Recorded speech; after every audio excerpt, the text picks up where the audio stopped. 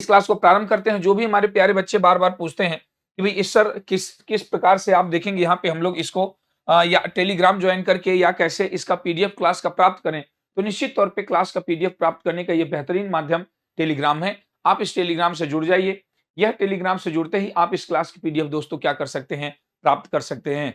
आइए इस श्रृंखला को प्रारंभ करते हैं और आज का यह बेहतरीन प्रश्न है दोस्तों, यहाँ पे आपको आंसर करना है। जो भी प्यारे साथी हैं सोच समझ के आंसर करिएगा। ये सब आपके प्रीवियस ईयर परीक्षा में पूछे गए प्रश्न हैं दोस्तों, आपको ध्यान रहे। और ऐसे ही परीक्षा में जो पूछे गए प्रश्न हैं आपको देखने को मिलेंगे, क्योंकि प्रीवियस ईयर प्रश्न ये जो वाद से संबंधित प्रश्न हैं, अभी आप देखेंगे जैसे हुसैन आरा खा जो है वाद है, सायरा बानो वाद है, यह आप देखेंगे तमाम बार जो है गोलकनाथ वाद है, 2-3 4-4 बार परीक्षा में लगातार रिपीट होते रहते हैं। तो आइए हम लोग इस श्रृंखला को स्टार्ट करते हैं, महत्वपूर्ण है। पहला प्रश्न दोस्तों कहा जा रहा है, अनुच्छेद 32 के तहत सर्वोच्च न्यायालय का दरवाजा खटखटाने से पहले प्रथम बार अनुच्छेद 226 की सहायता लेने की आवश्यकता नहीं है। बहुत ही खूबसूरत प्रश्न है। यदि आप देखेंगे तो आपसे सिर्फ इतना कहना है कि आर्टिकल 32 की बात हो रही है। अनुच्छेद यदि आप 32 देखें और अनुच्छेद 226, इन दोनों ही अनुच्छेदों को आपने पढ़ा है। जब भी आप फंडामेंटल राइट्स पढ़ते हैं, जब भी फंडामेंटल दोस्तों फंडामेंटल राइट्स पढ़ते हैं, निश्चित तौर पे आप वहां पे अनुच्छेद 32 भी पढ़ते हैं और अनुच्छेद आप देखेंगे 226 भी पढ़ते हैं। अनुच्छेद अनुच्छेद 32 के तहत सुप्रीम कोर्ट के पास ये पावर है कि वह किसी भी प्रकार के आपके मौलिक अधिकारों को प्रोटेक्ट करें, और इतना दमदार अनुच्छेद है कि बाबा साहब ने इसको भारतीय संविधान का दिल आत्मा हृदय माना है। तो ये आपसे पूछा जा रहा है कि अनुच्छेद 32 और अनुच्छेद 226 में जो मौलिक अधिकारों का प्रोटेक्शन है, एक प्रकार से मौलिक अधिकारों का संरक्षण किया जाता है, क्या अनुच्छेद 32 के तहत सर्वोच्च न्यायालय का दरवाजा खटखटाने से पहले अनुच्छेद 226 की सहायता लेने की आवश्यकता नहीं है? तो आप देखेंगे ये बेहतरीन मामला है, यह बेहतरीन केस है दोस्तों। यह आपको देखने को मिलेगा कि क्या ऐसा किया जा सकता है अथवा नहीं। ये आपका बेहतरीन केस है, इसमें आपको देखना है रोमेश थापर बनाम मद्रास राज्य, आरसी जो है आप देखेंगे कूपर बनाम भारतीय संघ, ए गोपालन बनाम जो है मद्रास राज्य, एचडीएम जबलपुर बनाम आप देखेंगे एम शुक्ला। ये सब बेहतरीन मामले हैं। और दोस्तों आपको मालूम हो कि ये जो आपका केस है, इसका राइट आंसर आपका क्या हो जाएगा, Romesh Thapar versus state of दोस्तों यहाँ पे मद्रास। ये एक बेहतरीन मामला है। आप देखेंगे जो रोमेश थापर थे ये एक पत्रकार थे, यह आप देखेंगे पत्रकार थे, और इनके माध्यम से जो रोमेश थापर थे, इनके माध्यम से क्रॉस रोड करके एक पत्रिका जारी की जाती थी। क्रॉस रोड पत्रिका जारी की जाती थी और इस क्रॉस रोड पत्रिका जारी को करने के संदर्भ में मद्रास राज्य ने उस पर बैन लगा दिया। मद्रास राज्य ने कहा कि इस पत्रिका के माध्यम से मद्रास में जो लॉ एंड ऑर्डर है या पब्लिक आप देखेंगे ऑर्डर है वो डिस्टर्बेंस हो रहा है। इसी के क्रम में आपको दोस्तों यहाँ पे याद रहे 1950 का यह मामला है। 1950 का यह मामला है और यह रोमेश थापर सुप्रीम कोर्ट का दरवाजा खटखटाते हैं। ऐसी स्थिति में यहाँ पे आपको एक अनुच्छेद याद रखना होगा, अनुच्छेद 19(1) का ए। आप जानते हैं भारतीय संविधान के अनुच्छेद 19(1) के ए में यहाँ पे स्पीच और एक्सप्रेशन की आजादी है, वाक और अभिव्यक्ति की आजादी है। और इसी वाक और अभिव्यक्ति की आजादी में आपको मालूम है कि यह वाक और अभिव्यक्ति की जो आजादी है, इसी आजादी में यहाँ पे जो मीडिया है, मीडिया को भी स्वतंत्रता प्राप्त है। अर्थात आप कह सकते हैं प्रेस की आजादी की बात किया जाए तो प्रेस की आजादी यहाँ पे है। उसके साथ साथ यहीं पे आप झंडा फहराने की आजादी पढ़ते हैं, किसी भी प्रकार से अपने जो है बात को रखने की आजादी, किसी भी प्रकार से अभिव्यक्ति एक्सप्रेशन की मौखिक, लिखित, सांकेतिक, ये सब अभिव्यक्ति की आजादी आप प्राप्त करते हैं। तो ये जो पत्रकार हैं, पत्रकार को भी इसी अनुच्छेद के माध्यम से दोस्तों आजादी प्राप्त होती है कि वह पत्र पत्रिकाओं के माध्यम से अपनी बात को रखें। क्या किसी पत्रकार के पत्र पत्रिका को बैन करके किसी राज्य का लॉ एंड ऑर्डर मेंटेन किया जा सकता है? इसी संदर्भ में दोस्तों ये केस था और यहाँ पे सुप्रीम कोर्ट का जजमेंट आया। मद्रास राज्य के उस ऑर्डर को सुप्रीम कोर्ट ने असंवैधानिक घोषित कर दिया, जिसके माध्यम से रोमेश थापर के आप देखेंगे इस पत्रिका को यहाँ पे बैन किया गया था, जिसका नाम दोस्तों आप देखेंगे क्रॉस रोड था। बड़ा ही महत्वपूर्ण मामला था, इसमें आपका राइट आंसर ए हो जाएगा। नेक्स्ट क्वेश्चन देखिएगा, क्वेश्चन नंबर दोस्तों यहाँ पे सेकंड की बात की जा रही है।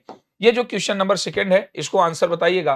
कहा जा रहा है कि निम्नलिखित में से किस मामले में उच्चतम न्यायालय ने फैसला दिया कि 9वीं अनुसूची, ये बहुत ही आप देखेंगे गंभीर मामला, बहुत ही चर्चित मामला था। यहां कहा गया कि उच्चतम न्यायालय ने फैसला दिया 9वीं अनुसूची में शामिल कानूनों को न्यायिक समीक्षा से संपूर्ण उन्मुक्ति नहीं मिल सकती।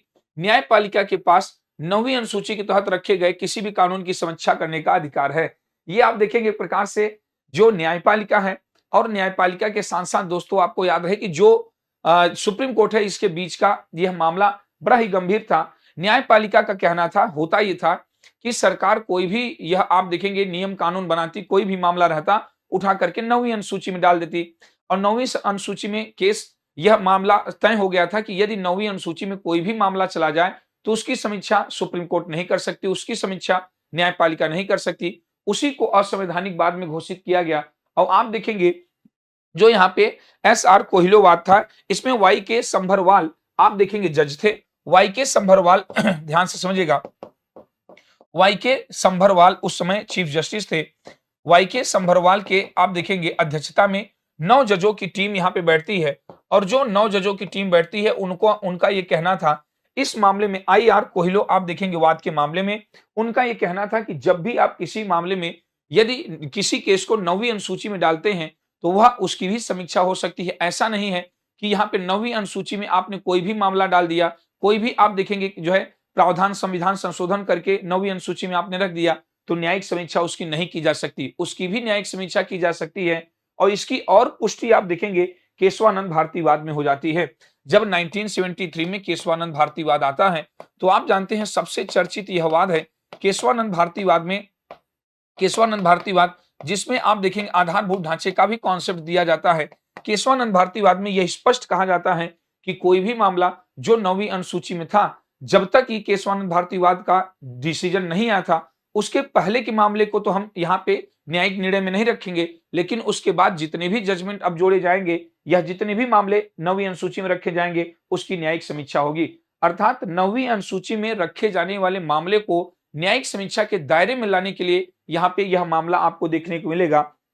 ये बड़ा ही आप देखेंगे चर्चित मामला था। यह आपको दोस्तों इस तरीके से देखेंगे तो एस.आर. जो यहाँ पे आई.आर. कोहिलोवाद है, यह आपका तमिलनाडु से यह पूरा जब इसको केस को लिखते हैं तो आप देखेंगे आई.आर. कोहिलो वर्सेस यहाँ पे तमिलनाडु केस के रूप में देखते हैं और यह दोस्तों आप देखेंगे जो मामला था वह आपका 2017 से संबंधित मामला था। बढ़िया केस था। इसमें आप देखेंगे पहली बार यह अधिकार मिला कि यदि 9वीं अनुसूची में भी कुछ शामिल किया जाए तो सुप्रीम कोर्ट न्यायपालिका उसकी भी समीक्षा दोस्तों यहाँ पे कर सकती है। बेहतरीन प्रश्न है, याद रखिएगा। आइए नेक्स्ट क्वेश्चन की ओर देखा जाए। प्रश्न संख्या दोस्तों 3 का यहाँ पे आपको आंसर करना है। यहाँ पे कहा जा रहा है कि अन्य पिछड़े वर्ग के लिए 27% आरक्षण की संवैधानिक वैधता को उच्चतम न्यायालय ने किस मामले में बरकरार रखा। बहुत खूबसूरत प्रश्न है। आप जानते हैं कि सबसे पहले जो आरक्षण का मामला था, सबसे पहले आप देखेंगे एससी और एसटी को ही आरक्षण था। एससी को दोस्तों आप जानते हैं कि 15% आरक्षण और जो एसटी को आपको मालूम है कि 7.5% आरक्षण का यहाँ पे प्रावधान था। इन दोनों में ओबीसी के लिए बाद में आरक्षण जोड़ा गया और ओबीसी में 27% आरक्षण जोड़ा गया। टोटल जो आरक्षण की यहाँ पे सीमा हो गई वह 49.5% आप देखेंगे आरक्षण कुल मिला के हो गया। तो ये जो 27% का आरक्षण ओबीसी के लिए प्राप्त हुआ, यही आपसे पूछ रहा है कि किस मामले में दोस्तों ओबीसी को भी आरक्षण देने में यहाँ पे उस मामले को बरकरार रखा गया। बड़ा ही खूबसूरत वाद था। यहाँ पे आप देखेंगे बालाजी बनाम मैसूरवाद, यहाँ मोहनी जैनवाद, इंदिरा साहनीवाद या विशाखा बनाम राजस्थानवाद। ये आपकी परीक्षा में 2-3 बार प्रश्न पूछा गया है। आपके एग्जाम में दोस्तों 2-3 बार ये प्रश्न पूछा गया है कि कौन सा दोस्तों वह मामला था। 19 आप देखेंगे यह जो मामला है 1992 का था। 1992 का यह मामला था इंदिरा साहनीवाद और इस मामले में आप देखेंगे, इस मामले में जो वीपी मंडल आप देखेंगे, वीपी मंडल एक प्रकार से इसको वीपी मंडल मामला भी कहते हैं। वीपी मंडल मामले में यह वीपी मंडल की सिफारिश थी कि ओबीसी को 27% का आरक्षण दिया जाए। उस समय जब जनता पार्टी सरकार 1977 में बनी थी तो वीपी मंडल आप देखेंगे एक समिति बनाती है, वीपी मंडल से पूछती है कि ओबीसी को आरक्षण, या वीपी मंडल से पूछती है कि जो संविधान के अनुच्छेद 16(4), ये पूरा मामला भारतीय संविधान के अनुच्छेद 16(4) से संबंधित है। थोड़ा सा देख लीजिएगा। भारतीय अनुच्छेद जो है, भारतीय संविधान के अनुच्छेद 16(4) में आरक्षण का प्रावधान है, रिजर्वेशन का प्रावधान है और इस रिजर्वेशन आरक्षण में यह स्पष्ट कहा गया है कि आरक्षण उसको प्राप्त होना चाहिए जिसका राज्य की सेवाओं में प्रतिनिधित्व बेहद कम हो। उसके साथ साथ आरक्षण उसको प्राप्त होना चाहिए जो यहाँ पे पिछड़ा वर्ग का हो। तो यह तो आसान हो जाता है कि किसी का राज्य की सेवाओं में प्रतिनिधित्व कम हो उसको आरक्षण मिले, ये ठीक है, कोई दिक्कत नहीं। लेकिन यहाँ पे पिछड़े वर्ग की जो बात होती है, संविधान में यह परिभाषित ही नहीं किया गया कि पिछड़ा वर्ग दोस्तों यहाँ पे कौन होगा। और इसी पिछड़ा वर्ग को परिभाषित करने के लिए 1953 में आप देखेंगे सबसे पहले पिछड़ा वर्ग आयोग काका कालेलकर आयोग बनाया जाता है। और काका कालेलकर आयोग आप देखेंगे, काका कालेलकर जो आयोग बनता है, यह काका कालेलकर आयोग जाति को आधार मानकर कहता है कि जाति को आधार मानकर पिछड़े वर्ग को परिभाषित करिए, जिसको सरकार पूरी तरीके से क्या करती है, मना कर देती है। ये 1953 में काका कालेलकर आयोग बनता है और 1955 में क्या करता है, अपनी रिपोर्ट देता है। जब जनता पार्टी सरकार आती है, तो जनता पार्टी सरकार भी इसी तरीके से 1977 में आप देखेंगे जनता पार्टी सरकार आती है और यहाँ पे वीपी मंडल की आप देखेंगे अध्यक्षता में एक समिति को गठित करती है और पूछती है कि आप परिभाषित करिए कि पिछड़ा वर्ग कौन है। वीपी मंडल आप देखेंगे 11 आयामों के साथ, जो 3 महत्वपूर्ण आयाम थे, सामाजिक, आर्थिक, इन सब शैक्षणिक, आप देखेंगे इन सब आधारों पर कहते हैं कि हमें आरक्षण इनको देना चाहिए, जो सामाजिक रूप से कमजोर हो, जो शैक्षणिक रूप से कमजोर हो। अर्थात ये जाति को, सिर्फ जाति को आधार न मान करके सामाजिक, शैक्षणिक, इन सब आधारों के हिसाब से आरक्षण देने की बात करते हैं। कहते हैं जो सामाजिक रूप से कमजोर हो, जो शैक्षणिक रूप से कमजोर हो, उसको पिछड़ा वर्ग मानिए। और वीपी मंडल की जब आप देखेंगे यहाँ पे सिफारिश आती है, उसी समय वीपी मंडल द्वारा कहा जाता है कि पूरे भारत में जो उस समय ओबीसी की आबादी थी वो 52% थी। ओबीसी के जो ओबीसी कैटेगरी के लोग हैं वह भी सामाजिक और शैक्षणिक रूप से कमजोर हैं, उनको भी चूंकि लगभग आप देखेंगे 52% का आधा 27% होता है, 27 दुना आप देखेंगे ज्यादा हो जाएगा, लेकिन लगभग कह सकते हैं। इन्होंने कहा कि ओबीसी की जो पूरी आबादी है वह आबादी 52% है, अर्थात लगभग इसके जो है आधे में 27% आरक्षण ओबीसी को भी मिलना चाहिए। हालांकि बाद में जनता पार्टी सरकार गिर जाती है और इस प्रावधान को लागू किया नहीं जा सकता है। बाद में इसको लागू करते हैं, आप देखेंगे जब वीपी सिंह की सरकार 1991 में आती है, जब भारत के प्रधानमंत्री बनते हैं, तब वह इस तरीके से यहाँ पे उसको लागू करते हैं। हालांकि जब 1992 में इंदिरा साहनीवाद आता है, सुप्रीम कोर्ट का जजमेंट जब आता है, इस सुप्रीम कोर्ट के जजमेंट के माध्यम से यहाँ पे 27% का जो आरक्षण ओबीसी के लिए था, इसको क्या होती है, इसको यहाँ पे ओबीसी को 27% के आरक्षण की मान्यता प्रदान हो जाती है। इंदिरा साहनीवाद में बहुत सारे जजमेंट सुप्रीम कोर्ट के आते हैं और बड़ा ही इंपॉर्टेंट है। जैसे सुप्रीम कोर्ट कहती है कि आरक्षण की सीमा 50% से अधिक नहीं होनी चाहिए। पदोन्नति में इस वाद में क्या-क्या सुप्रीम कोर्ट ने कहा है, 2-4 फैक्ट यहाँ पे पूछे जाते हैं, समझ लीजिएगा कि 50% से ज्यादा आरक्षण नहीं होने चाहिए। फिर दूसरा कहती है कि किसी भी प्रकार से यहाँ पे जो अनुच्छेद 335 का उल्लंघन नहीं होना चाहिए। आर्टिकल 335 के माध्यम से ये प्रयास किया जाता है कि सरकारी नौकरी में दक्षता और कुशलता बनी रहे। सुप्रीम कोर्ट का कहना था कि इतना भी आरक्षण से लोगों को मत भरिए कि यहाँ पे सरकारी नौकरी में दक्षता और कुशलता की कमी हो जाए। इसी इंदिरा साहनीवाद में क्रीमी लेयर का सिद्धांत दिया जाता है कि जो क्रीमी लेयर अर्थात ओबीसी परिवार के लिए, खासकर ओबीसी कैटेगरी के लिए लोगों के लिए क्रीमी लेयर का सिद्धांत दिया जाता है कि जो क्रीमी लेयर कैटेगरी में होंगे उन्हें आरक्षण यहाँ पे प्राप्त नहीं होगा।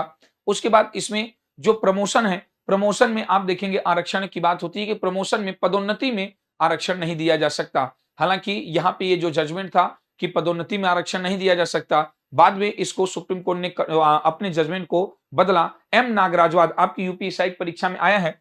एम नागराजवाद में आप देखेंगे, एम नागराजवाद में सुप्रीम कोर्ट ने फिर से माना कि प्रमोशन में भी आरक्षण दिया जा सकता है और यह आपको खासकर एससी एसटी कैटेगरी के लिए था। एससी एसटी कैटेगरी को प्रमोशन में आरक्षण दिया जा सकता है, बशर्ते सुप्रीम कोर्ट का कहना था कि जो एससी एसटी कैटेगरी के लोग हैं वह वैज्ञानिक आंकड़े को, एक साइंटिफिक डेटा को प्रस्तुत कर दें कि इस आप देखेंगे फील्ड में हमारा उच्च स्तर पर कोई पद नहीं है। तो जो इंदिरा साहनीवाद था, इसमें प्रमोशन में आरक्षण की बात को रोका गया। एम नागराजवाद में फिर से आप देखेंगे वह प्रावधान शामिल किया गया, यहाँ पे आर्थिक आधार पर आरक्षण देने की बात को रोका गया। बाद में आप जानते हैं कि मोदी जी ने ईडब्ल्यूएस कैटेगरी को जो यहाँ पे आरक्षण एक प्रकार से दिया, जनरल कैटेगरी को ईडब्ल्यूएस ला करके, वो आर्थिक आधार पर ही था। तो ये इंदिरा साहनी बड़ा इंपॉर्टेंट है, लगातार पूछता है। 27% आरक्षण ओबीसी को यहाँ पे मिला। इससे पढ़ाने के लिए बहुत सारी चीजें, देखिए वाद वगैरह ऐसा है, ये सब केस होते हैं, मामला होते हैं, इसमें बहुत कुछ बताने के लिए होता है कि केस को कहिए घंटों समझाया जाए और ये कहानी की तरह आपको मजा भी आएगा, रोचक होता है। हालांकि हमारा काम है तेजी से यहाँ पे आपके जो भी प्रश्न आए हैं उन सभी प्रश्नों को तेजी से क्या किया जाए, आंसर बता के आपको आगे आगामी एग्जाम के लिए तैयार किया जाए। ये देखिएगा यूपीएससी के सारे प्रश्न आए हैं, इस प्रश्न का राइट आंसर क्या होगा, सी होगा। आइए हम लोग दोस्तों नेक्स्ट क्वेश्चन की ओर आगे बढ़ते हैं। कह रहा है किस न्यायिक मामले में, क्वेश्चन नंबर आपका 4 है, पूछा जा रहा है कि किस न्यायिक मामले में उच्चतम न्यायालय ने यह राय दी कि अनुसूचित क्षेत्रों में सरकारी जमीन बहुत इंपॉर्टेंट है। अनुसूचित क्षेत्रों में सरकारी जमीन, आदिवासियों की जमीन और यहाँ पे वन्य भूमि गैर आदिवासियों अथवा निजी कंपनियों को खनन औद्योगिक कार्यों के लिए पट्टे पर नहीं दी जा सकती है तथा ऐसे कार्य केवल आदिवासियों अथवा सरकारी उपक्रम द्वारा ही किए जा सकते हैं। सुप्रीम कोर्ट का एक जजमेंट आया था। सुप्रीम कोर्ट ने कहा कि किसी भी आदिवासी आप देखेंगे आदिवासी जो आदिवासियों की जमीन है वो किसी भी प्रकार से ऐसा कोई क्षेत्र जो अनुसूचित यहाँ पे आप देखेंगे अनुसूचित क्षेत्रों में हो जो 5वीं अनुसूची से आप देखते हैं जुड़ा रहता है। यहाँ पे कहा जा रहा है कि कोई भी आदिवासी है उसकी जमीन को किसी अन्य व्यक्ति को नहीं दिया जा सकता। आदिवासी आप देखेंगे जो भी आदिवासी आपको यहाँ पे ध्यान रहे कि जो भी आदिवासी की जमीन है आदिवासियों की जमीन है उसकी उसका उपयोग सिर्फ आदिवासी करें या सरकार कर सकती है किसी अन्य व्यक्ति को निजी कंपनी को या गैर आदिवासियों को सरकारी मतलब कि पट्टे पर काम करने के लिए खनन के लिए उत्खनन के लिए ऐसा दोस्तों आप देखेंगे यहाँ पे यह शक्ति एक प्रकार से नहीं दी जा सकती। इसको सुप्रीम कोर्ट ने क्या किया रोका। और किस वाद में तो दोस्तों आप देखेंगे यहाँ पे समता बनाम आप देखेंगे आंध्र प्रदेश राज्य जो समता था आप देखेंगे समता एक एनजीओ है समता एक एनजीओ था। यह मामला आप देखेंगे लेकर के सुप्रीम कोर्ट में जाता है और 1997 में आप देखेंगे 1997 में सुप्रीम कोर्ट का जजमेंट आता है और यहाँ पे सुप्रीम कोर्ट कहता है कि किसी भी प्रकार से आदिवासी की जमीन किसी अन्य व्यक्ति को दोस्तों यहाँ पे नहीं दी जा सकती। ध्यान रहे बड़ा ही महत्वपूर्ण है, आप सभी दोस्तों को यहाँ पे याद रखना होगा। यदि आइए हम लोग नेक्स्ट क्वेश्चन की ओर आगे बढ़े तो नेक्स्ट क्वेश्चन में आपको यहाँ पे बताना होगा प्रश्न संख्या दोस्तों यहाँ पे 5 है। प्रश्न संख्या 5 में आइए देखते हैं। कहा जाता है कि वह बहुचर्चित मुकदमा कौन सा था जिसमें सरकारी अधिकारियों ने शिकायतकर्ता को मृत आप देखेंगे घोषित कर दिया था। उसे अपनी ही मृत्यु के बारे में तब पता चलता है जब वह बैंक में एक ऋण अनुमोदन के लिए गया। यह मुकदमा उसके अस्तित्व की लड़ाई थी। यह बड़ा यूनिक मामला था। कोई जिंदा व्यक्ति हो उसको मृत घोषित कर दीजिए। कोई जिंदा व्यक्ति हो जैसे आप देखेंगे कोई भी व्यक्ति होगा और सरकारी अधिकारी, यह एक किसान का आप देखेंगे यह एक किसान की लड़ाई थी, अपने अस्तित्व की लड़ाई थी। ये बहुत यूनिक केस था। इसमें उस किसान को उसकी जमीन हड़पने के लिए मृत घोषित कर दिया जाता है और 18 वर्ष तक वह किसान अपने आप को जिंदा है इस बात को साबित करने के लिए लगा देता है। हालांकि उसकी बाद में जीत होती है, लेकिन ये बहुत आप देखेंगे यह बड़ा ही यूनिक केस था। एक होता है मामला ये कि लाल बिहारी आप देखेंगे मुकदमा था 1975 से सोचिए 1994 तक चला और यह लाल बिहारी मुकदमा एक जो है लाल बिहारी एक किसान था, वह आजमगढ़ उत्तर प्रदेश, यह भी आपसे पूछ सकता है। आजमगढ़ आप देखेंगे आजमगढ़ उत्तर प्रदेश का यह मामला है और इस किसान को होता क्या है कि कागजी कार्रवाई पर मृत घोषित कर दिया जाता है और यह आप देखेंगे 18 वर्ष तक दोस्तों केस लड़ता है और यह साबित करने का प्रयास करता है कि मैं जिंदा हूं। सोचिएगा किसी व्यक्ति को आप मृत घोषित कर दीजिए और वह आप देखेंगे 18 वर्ष तक केस लड़े कि मैं जिंदा हूं, अपने अस्तित्व की लड़ाई लड़ता है और अपनी अस्तित्व की लड़ाई में आप देखेंगे वह निश्चित तौर पे बाद में जीतता भी है। आर्टिकल 21 से रिलेटेड यह मामला था। आर्टिकल 21 आप देखेंगे जीवन के अधिकार से संबंधित है, राइट टू लाइफ की बात करता है। कोई व्यक्ति यदि जीवित है और उसे मृत घोषित कर दिया जाए, यह किसी भी व्यक्ति के लिए बड़ी बात होती है और इस मुकदमे में सुप्रीम कोर्ट का जजमेंट आता है। जो अधिकारी वर्ग थे एक प्रकार से उनकी कह सकते हैं कि गलती पकड़ी जाती है। एक जिंदा व्यक्ति जो आप देखेंगे जिसका वजूद है उसको मृत घोषित करके उसके जमीन को हड़पने का यहाँ पे काम हुआ था। 18 वर्ष केस चला और लाल बिहारी अंत में क्या होते हैं अपने आप को जिंदा साबित करने में एक प्रकार से सफल हो जाते हैं। बड़ा ही मजेदार मामला था, आपको दोस्तों यहाँ पे ध्यान रखना होगा, ठीक है ना। आइए हम लोग नेक्स्ट क्वेश्चन की ओर आगे बढ़ते हैं। ऐसे ही शानदार आप देखेंगे प्रश्न यहाँ पे आपको देखने को मिलेंगे। एक बात याद रखिएगा, ये सारे जो प्रश्न हैं आपके प्रीवियस ईयर परीक्षा में आए हैं। बहुत ही आप देखेंगे डिटेल में जाने की आवश्यकता नहीं, जैसे इंदिरा साहनीवाद में हम लोगों ने थोड़ा ज्यादा चर्चा कर लिया, लेकिन आप देखेंगे सिर्फ काम की बात किया जाए, बल्कि आप कहेंगे तो एक आध वीडियो और ला करके और सारे केसेस को आपके समक्ष यहाँ पे प्रस्तुत कर दिया जाएगा।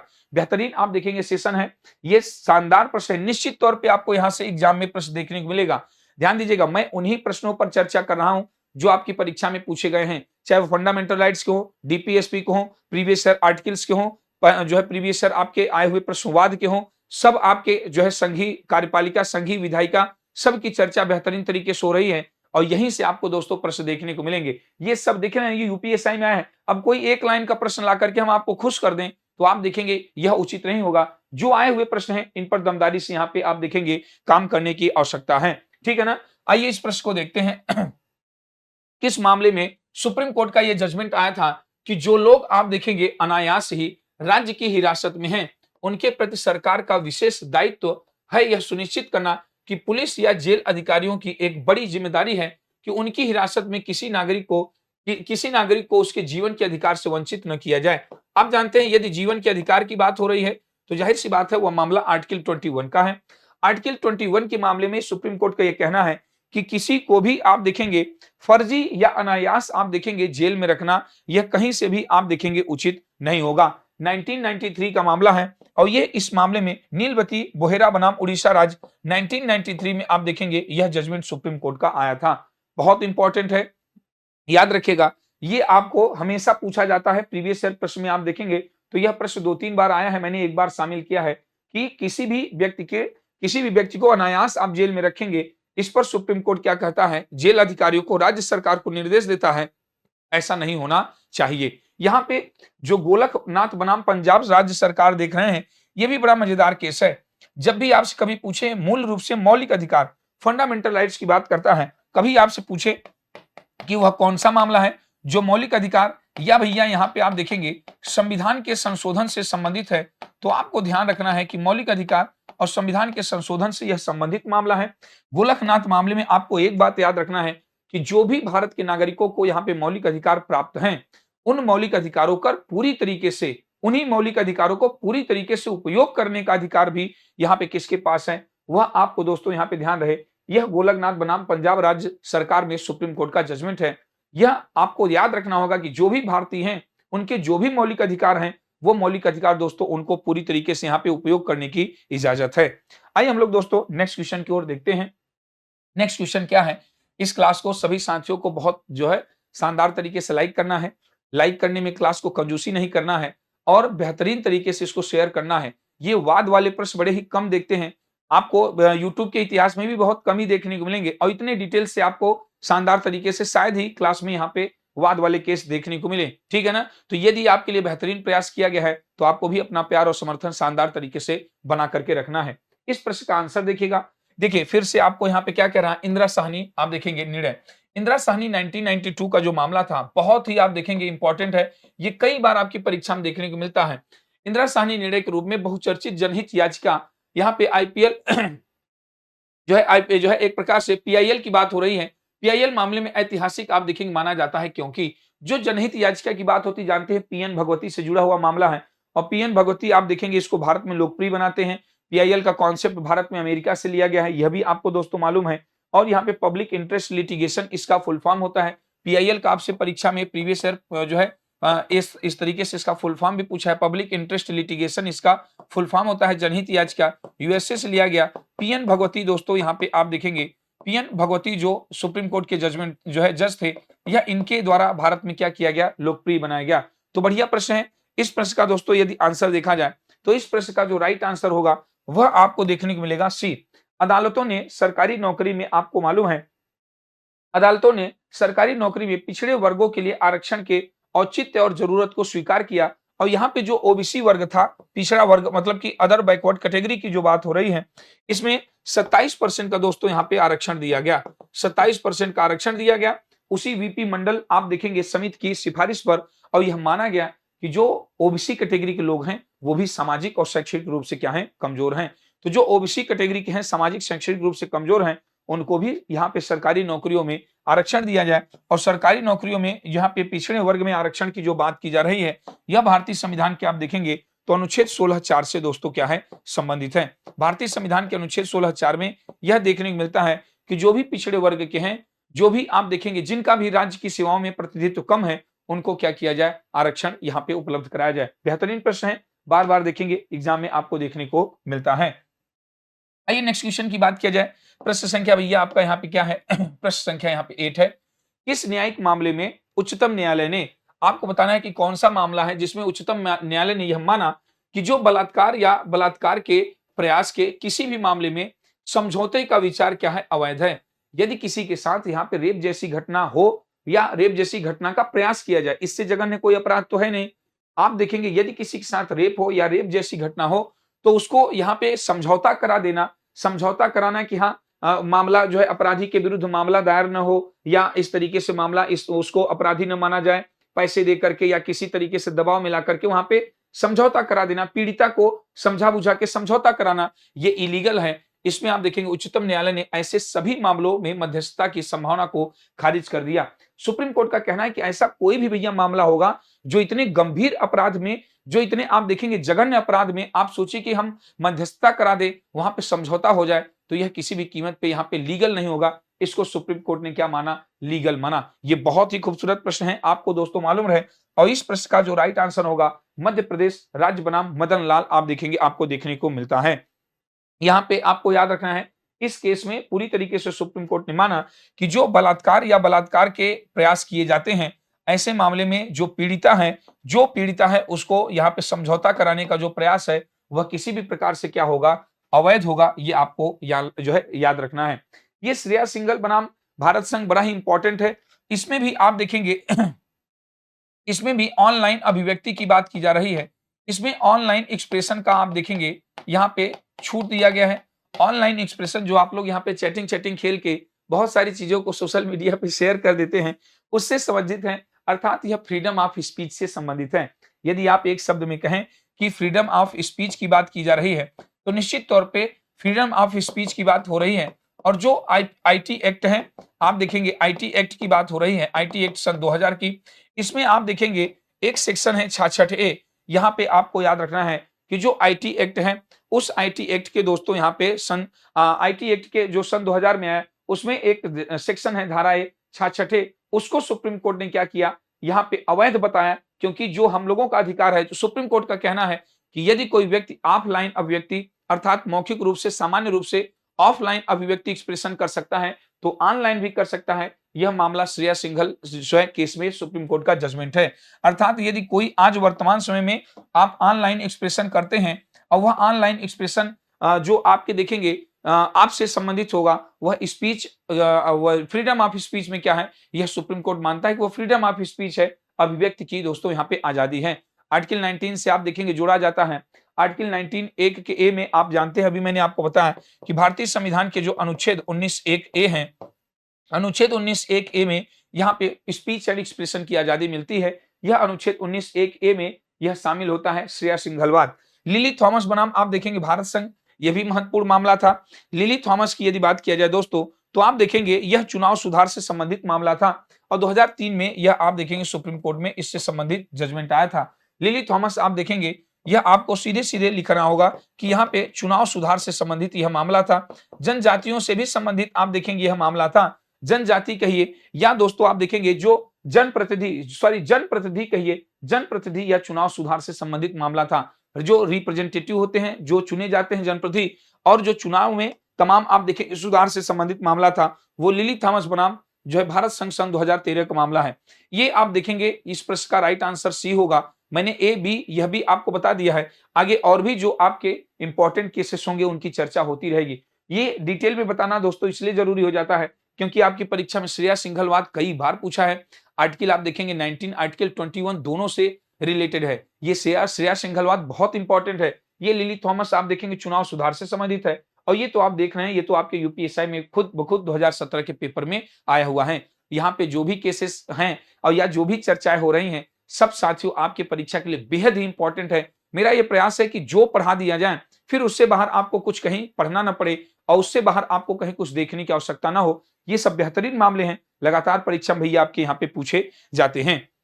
आइए हम लोग नेक्स्ट क्वेश्चन की ओर आगे बढ़ते हैं और ये आपको देखना होगा, यहाँ पे पूछा जा रहा है किस न्यायिक मामले में, क्वेश्चन नंबर आपका 9 है, किस आप देखेंगे न्यायिक मामले में सुप्रीम कोर्ट ने कहा था कि जो कलात्मक आप देखेंगे स्वतंत्रता के नाम पर जो महात्मा गांधी जैसी ऐतिहासिक रूप से सम्मानित व्यक्तियों के खिलाफ अश्लील भाषा का जो प्रयोग किया जाता है, यह ऐसा नहीं किया जाना चाहिए।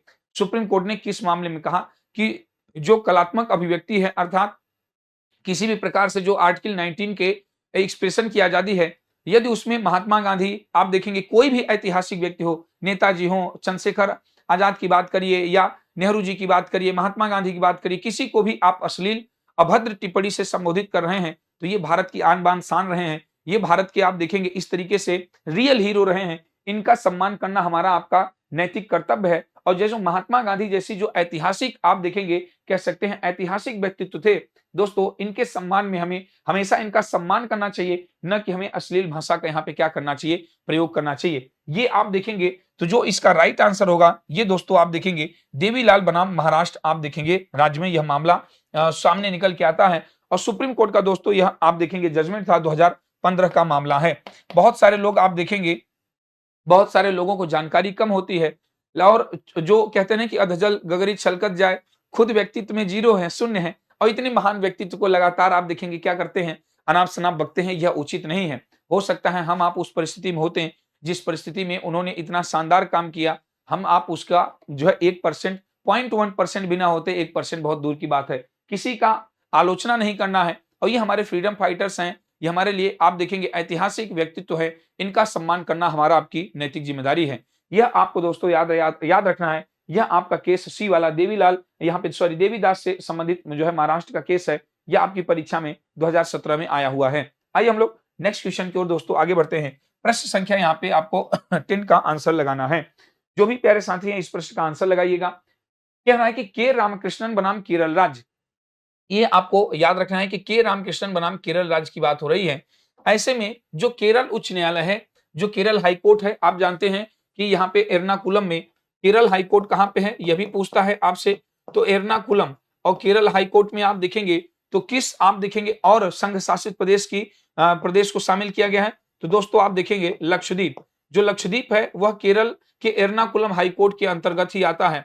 अर्थात लक्षद्वीप का कोई मामला होगा वह हाईकोर्ट में जाए तो लक्षद्वीप का कोई भी मामला जैसे आप देखेंगे तो भारत को यदि ऐतिहासिक रूप से इस तरीके से देखें तो यहाँ पे आपका ये लक्षद्वीप है, ये आपका राज्य जो है केरल है और यहाँ पे आपका एर्नाकुलम है। एर्नाकुलम में आप देखेंगे लक्षद्वीप आता है। ये बड़ा ही इंपॉर्टेंट आपका हाईकोर्ट है। आइए देखते हैं के रामकृष्णन बनाम केरल राज्य में केरल उच्च न्यायालय का निर्णय, फिर आप देखेंगे यहाँ पे गैप है, फिलिंग द ब्लैंक्स है, के संबंध में एक ऐतिहासिक निर्णय था।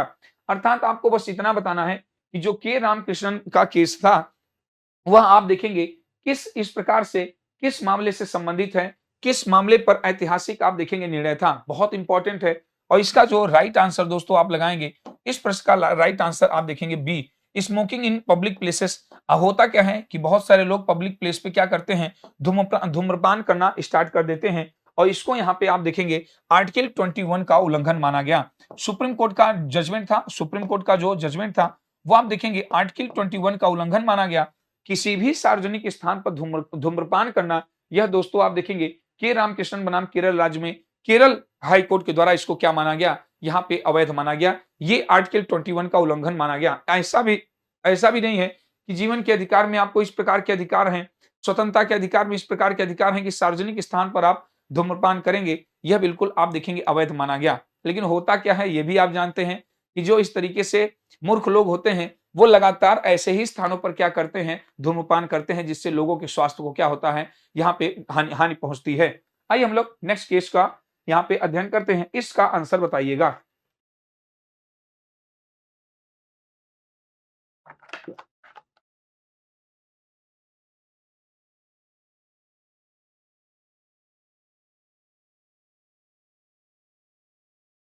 आइए दोस्तों इसमें देखते हैं कह रहा है कि किस मामले में उच्चतम न्यायालय द्वारा, किस मामले में आप देखेंगे उच्चतम न्यायालय द्वारा कार्यकारी शक्ति के दायरे पर आप देखेंगे विस्तृत चर्चा की गई। जो कार्यकारी शक्ति होती है जानते हैं, जो एग्जीक्यूटिव पावर्स होती है, एग्जीक्यूटिव पावर्स में आप देखेंगे संघीय आपने पढ़ लिया है, हमने आपको बेहतरीन तरीके से संघीय ढांचे को पढ़ाया है, जिस संघीय ढांचे में हमने यहाँ पे कार्यकारी जो है एक प्रकार से जो कार्यपालिका है उसके पूरे बारे में या जो विधायिका है उसके सारे प्रश्न जो प्रीवियस रहा है मैंने कराए हैं। यह मामला आपके कार्यकारी शक्ति के बारे में है, अर्थात जो कार्यपालिका के पास एग्जीक्यूटिव पावर्स होती है उससे संबंधित यह मामला है। और यह दोस्तों मामला आपको देखने को मिलेगा यह सी वाले आंसर में। राम यहाँ पे आप देखेंगे जवाया बनाम पंजाब राज्य में सुप्रीम कोर्ट का निर्णय था कि ये जो कार्यकारी शक्ति के दायरे हैं इस पर यहाँ पे दोस्तों विस्तार से चर्चा की गई, अर्थात कानून को लागू करने के संबंध में जो भी प्रावधान है वह उससे संबंधित है। इस प्रश्न का राइट आंसर यहाँ पे सी हो जाएगा। आइए हम लोग नेक्स्ट क्वेश्चन देखा जाए। कह रहा है कि मुस्लिम महिला दंड प्रक्रिया संहिता 1973, यहाँ पे आप देखेंगे मुस्लिम महिला दंड प्रक्रिया संहिता 1973 की धारा 125 के तहत इद्दत अवधि से परे, यहाँ पे आप देखेंगे ये इंपॉर्टेंट वर्ड है, इद्दत अवधि से परे, इद्दत का मतलब प्रतीक्षा होता है।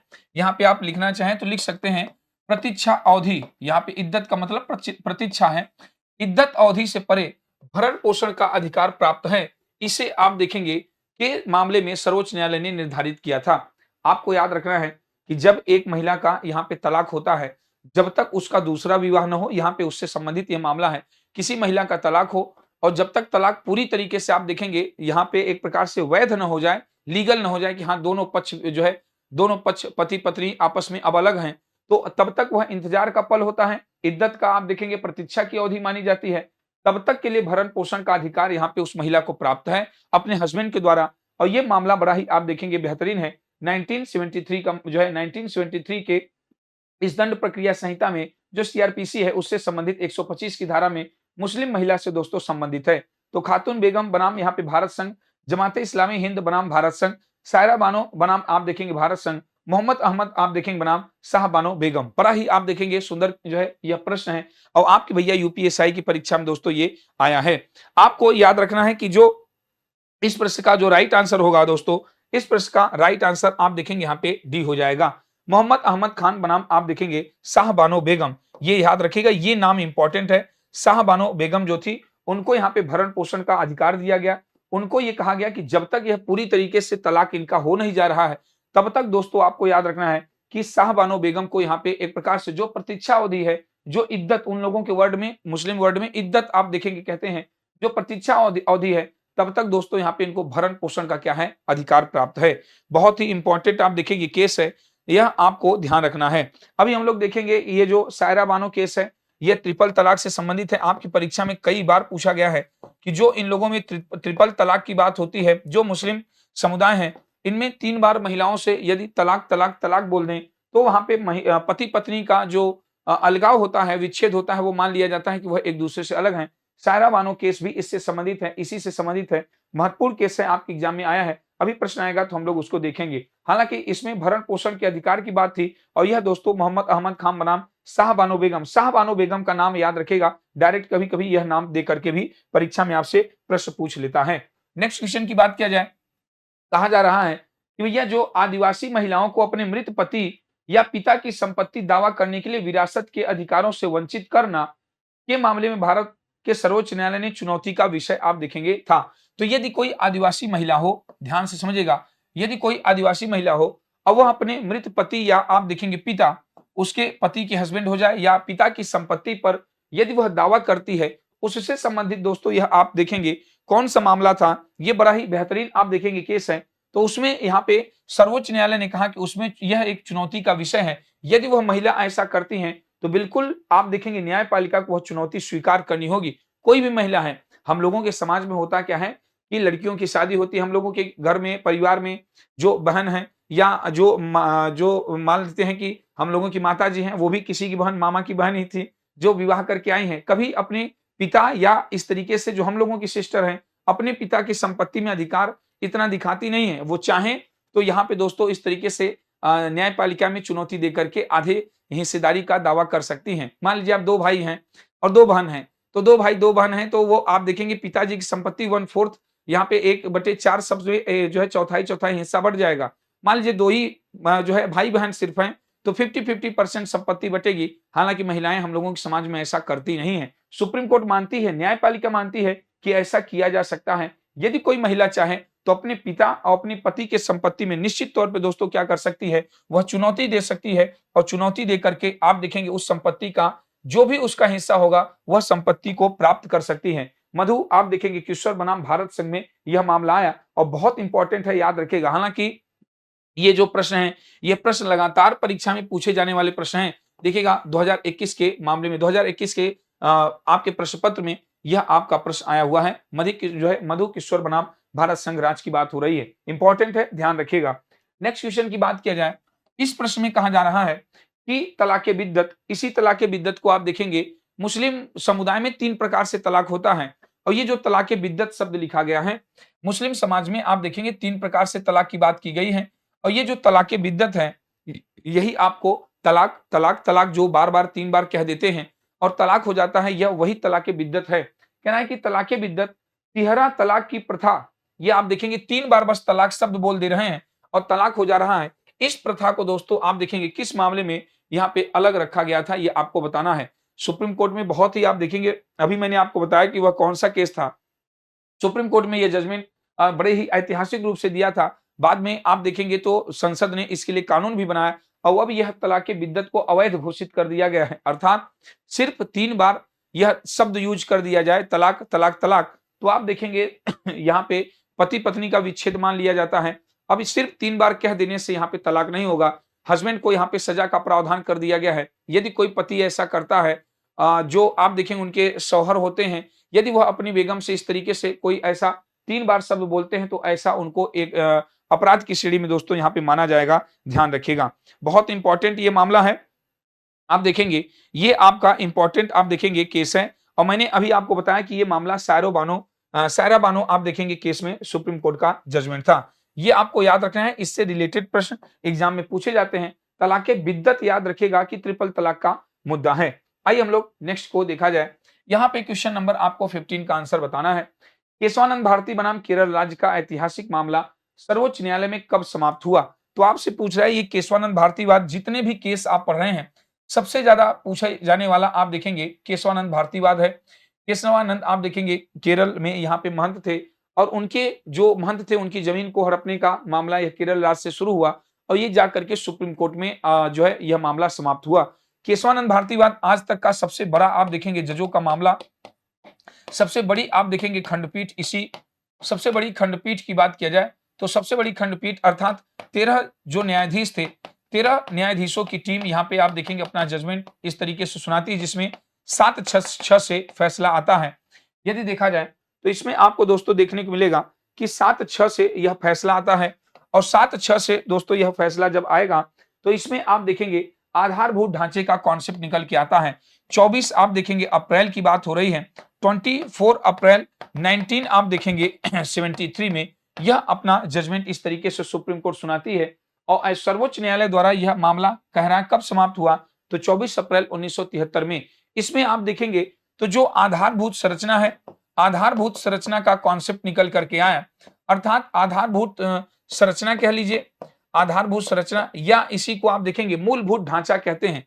यदि इसी को अन्य शब्द में देखा जाए तो इसको मूलभूत ढांचा कहते हैं कि संविधान में जो मूलभूत ढांचा है, मूलभूत ढांचा कहिए या आप देखेंगे इसी को संविधान में मूलभूत ढांचा या इसी को इंग्लिश में आप देखेंगे बेसिक स्ट्रक्चर की बात करते हैं कि संविधान में यहाँ पे बेसिक स्ट्रक्चर का कॉन्सेप्ट निकल करके सामने आया, अर्थात आधारभूत ढांचा, मूलभूत ढांचा या आप देखेंगे इसी में बेसिक स्ट्रक्चर की बात की जाए।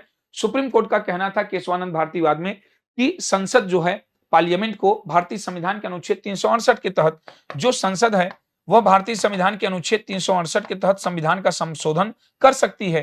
भारतीय संविधान के किसी भी हिस्से में संविधान संशोधन का यह जो पावर है पार्लियामेंट के पास है वो कर सकती है, लेकिन ऐसे आप देखेंगे ऐसे एक प्रकार से कह सकते हैं कि ऐसे जो संविधान के विषय हैं जो आधारभूत ढांचे में शामिल कर दिए जाएंगे वह संविधान की मूल भावनाओं से संबंधित होती हैं, मूल आप देखेंगे विषय से संबंधित होते हैं। संसद चाह करके भी उनमें परिवर्तन नहीं कर सकती है, अर्थात संसद संविधान के किसी भी हिस्से में संशोधन कर सकती है, नो डाउट यह संविधान के संसद के पावर में है, अनुच्छेद 368 में है। सुप्रीम कोर्ट मानती है कि यह चाहे मौलिक अधिकार हो, चाहे डीपीएसपी हो, चाहे कोई भी आप देखेंगे चैप्टर हो, वहां पे संविधान संशोधन करने का प्रियम्बल ही क्यों न हो, प्रस्तावना ही क्यों न हो, वहां पे संविधान संशोधन करने की शक्ति संसद के पास है। लेकिन जो भी आप देखेंगे विषय यहाँ पे मूलभूत ढांचे में शामिल कर दिए जाएंगे, उन मूलभूत ढांचे में शामिल विषय की मूल भावनाओं को संसद परिवर्तित नहीं कर सकती है। जैसे भारत में जो प्रस्तावना है, जो प्रियम्बल है, इसको मूलभूत ढांचे में शामिल किया गया है। जो भारत का संघीय ढांचा है, फेडरल आप देखेंगे एक प्रकार से स्ट्रक्चर है, जो भारत का शासन प्रणाली का संघीय स्वरूप है, यह मूलभूत ढांचे में शामिल है। भारत में आप देखेंगे जो स्वतंत्र और निष्पक्ष चुनाव है, मूलभूत ढांचे में शामिल है। तमाम ऐसे आप देखेंगे जो पक्ष हैं वो मूलभूत ढांचे में शामिल किए गए हैं। संसद चाह करके भी उनके बेसिक आप देखेंगे स्ट्रक्चर को छेड़ नहीं सकती, चेंज नहीं कर सकती। याद रखिएगा इंपॉर्टेंट केस था। जितने भी वाद आप पढ़ रहे हैं उन सब वाद में आज तक की भारत की सबसे ज्यादा परीक्षा में पूछे जाने वाला वाद जो है यह केशवानंद भारतीवाद बनाम केरल राज्य है। याद रखिएगा सबसे इंपॉर्टेंट यही है। आइए हम लोग नेक्स्ट क्वेश्चन की ओर आगे बढ़ते हैं। कहा जा रहा है त्वरित जांच के अधिकार, ये जो त्वरित जांच के अधिकार को आप देखेंगे किस मामले में भारतीय संविधान के अनुच्छेद 21 के भाग के रूप में मान्यता प्रदान की गई, अर्थात वह कौन सा मामला था जिसमें त्वरित जांच के आप देखेंगे त्वरित जांच के अधिकार की बात हुई। आपको दोस्तों मालूम है कि देर से मिला हुआ न्याय भी क्या होता है, अन्याय होता है। किसी को मान लीजिए किसी के साथ कोई अपराध हो जाए और आप भैया आप देखेंगे उस अपराध में हो क्या कि जो है केस की सुनवाई ही 20 साल चले, तो वह 20 साल आप देखेंगे जो अपराध किया है उसको तो 20 साल आज़ादी मिली और जिसके साथ अपराध हुआ है वो 20 साल घुट-घुट के मर गया कि हमें न्याय कब मिले।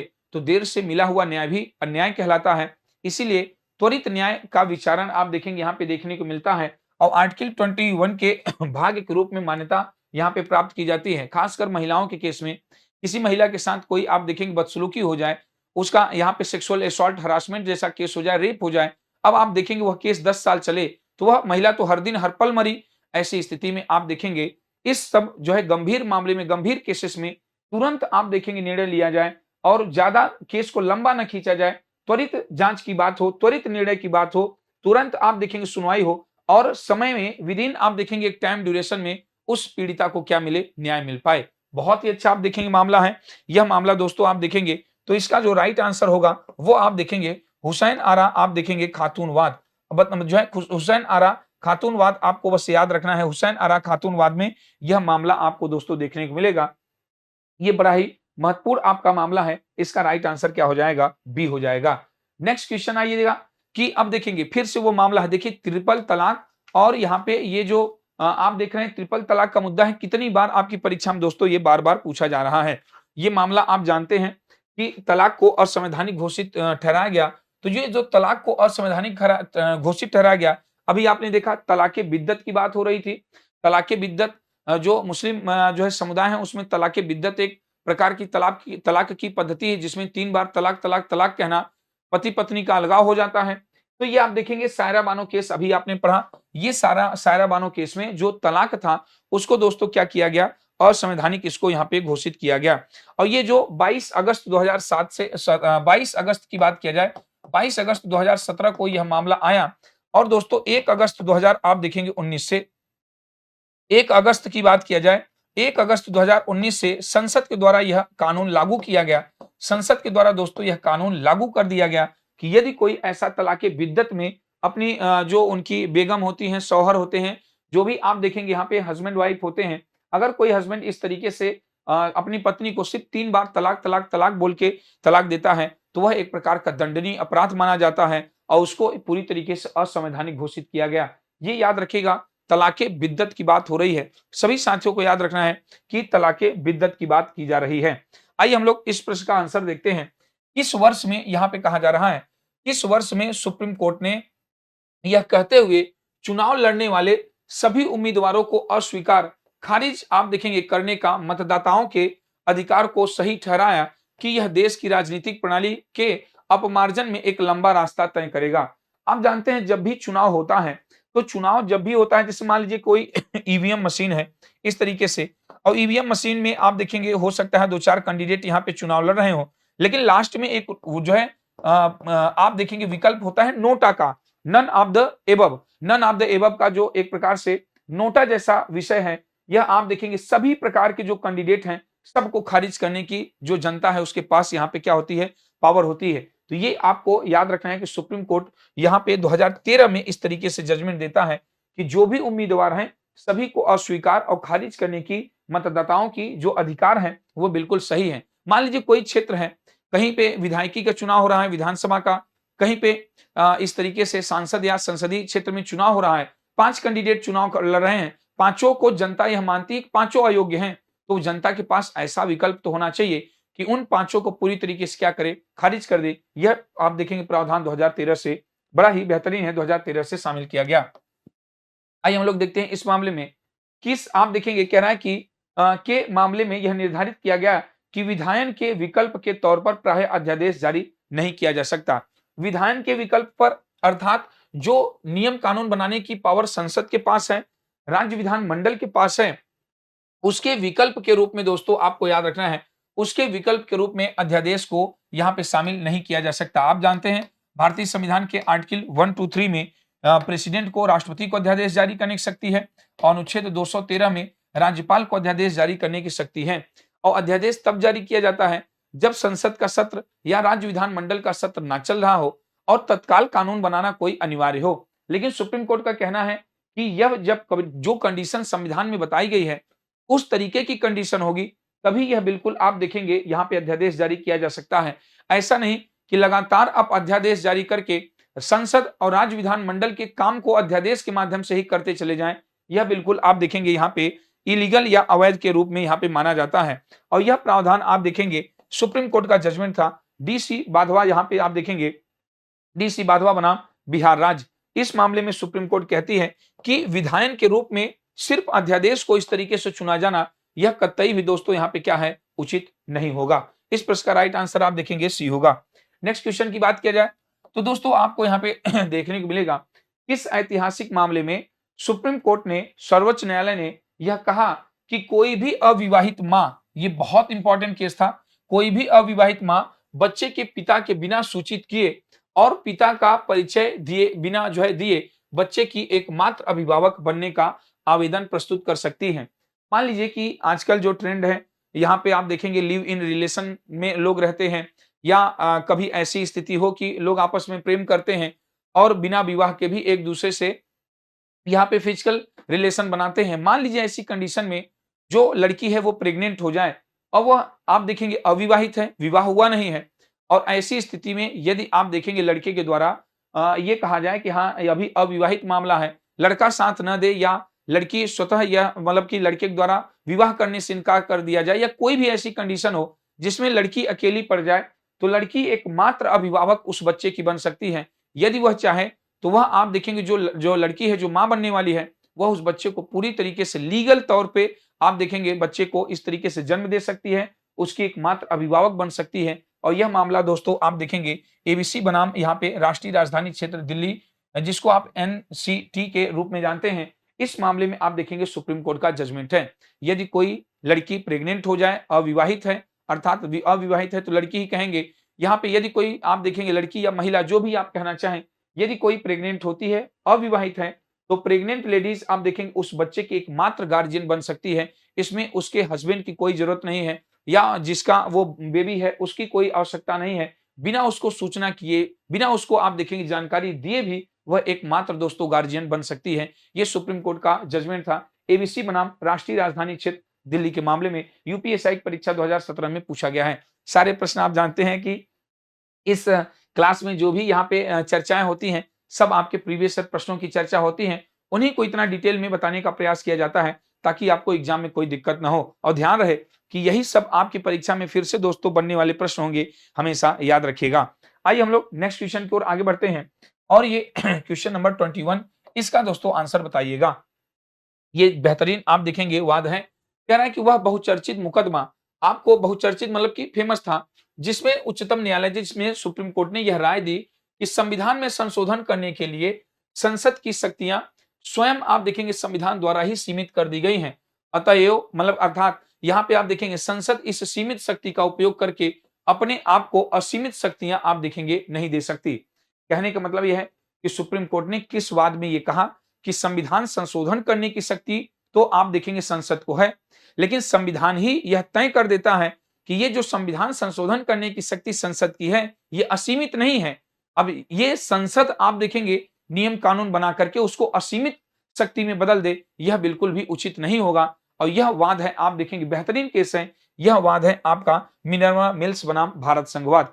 इस वाद में सुप्रीम कोर्ट का यह जजमेंट था कि अपने संविधान संशोधन करने की शक्ति को असीमित कर दिया जाए संसद के द्वारा, यह किसी भी तरीके से लीगल या वैध नहीं होगा, यह आप देखेंगे अनुचित होगा। इसी वाद में दोस्तों जो है फंडामेंटल राइट्स और डीपीएसपी के बीच में लड़ाई थी।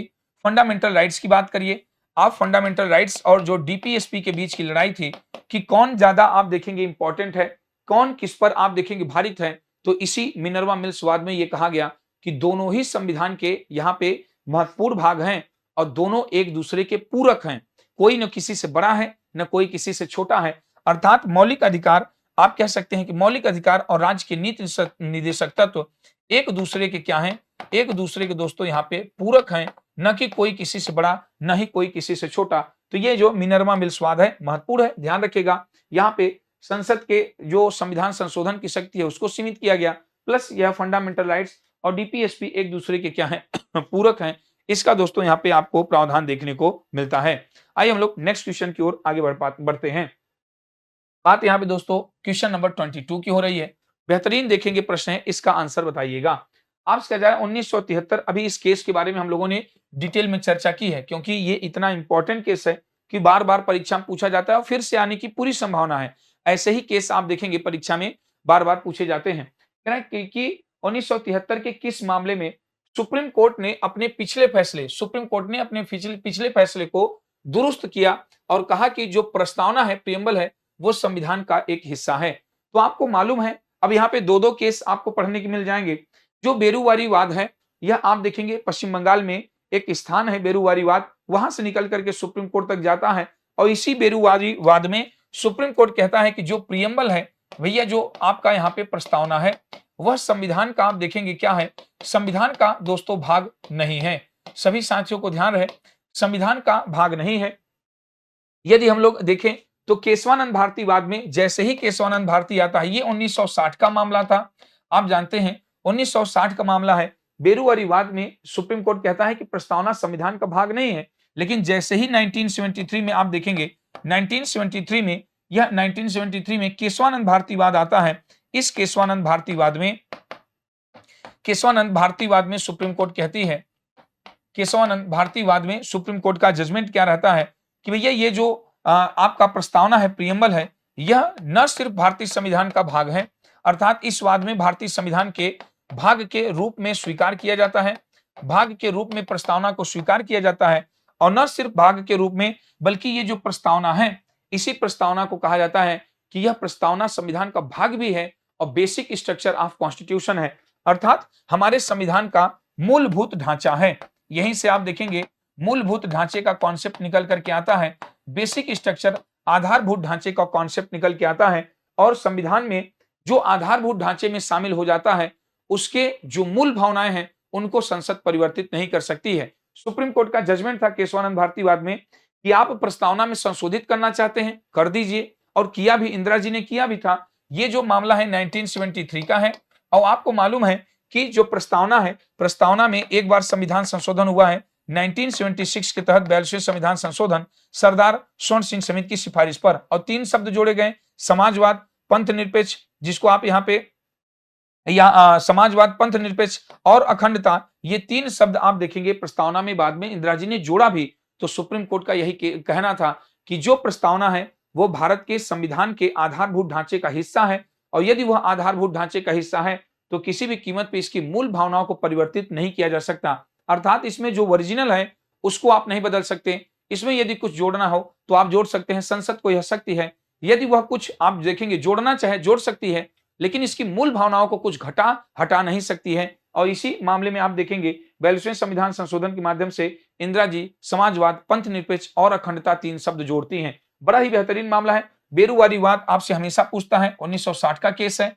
यही आप देखेंगे इस मामले में जो भारत के ऐतिहासिक समझौते होते हैं किसी अन्य देश से, जैसे भारत और बांग्लादेश के मध्य में जमीन का यहाँ पे अंतरराष्ट्रीय जो सीमा है उसकी समझौता से संबंधित मामला यही है। आप देखेंगे बेरुवारी वाद से संबंधित है। इसमें प्रियम्बल को भाग नहीं माना, लेकिन केशवानंद भारती वाद में संविधान में यहाँ पे भाग माना गया सुप्रीम कोर्ट के द्वारा। आइए दोस्तों हम लोग नेक्स्ट क्वेश्चन की ओर आगे बढ़ते हैं। प्रश्न संख्या आपका 23 है। इसमें से किस ऐतिहासिक मामले में सर्वोच्च न्यायालय ने भारतीय रिजर्व बैंक को सूचना के अधिकार के अधिनियम के दायरे में आप देखेंगे लिया है? आप जानते हैं कि राइट टू इंफॉर्मेशन आप देखेंगे एक्ट भी आया है और यह जो आरटीआई का मामला है 2005 से दोस्तों आप जानते हैं भारत में देखने को मिलता है।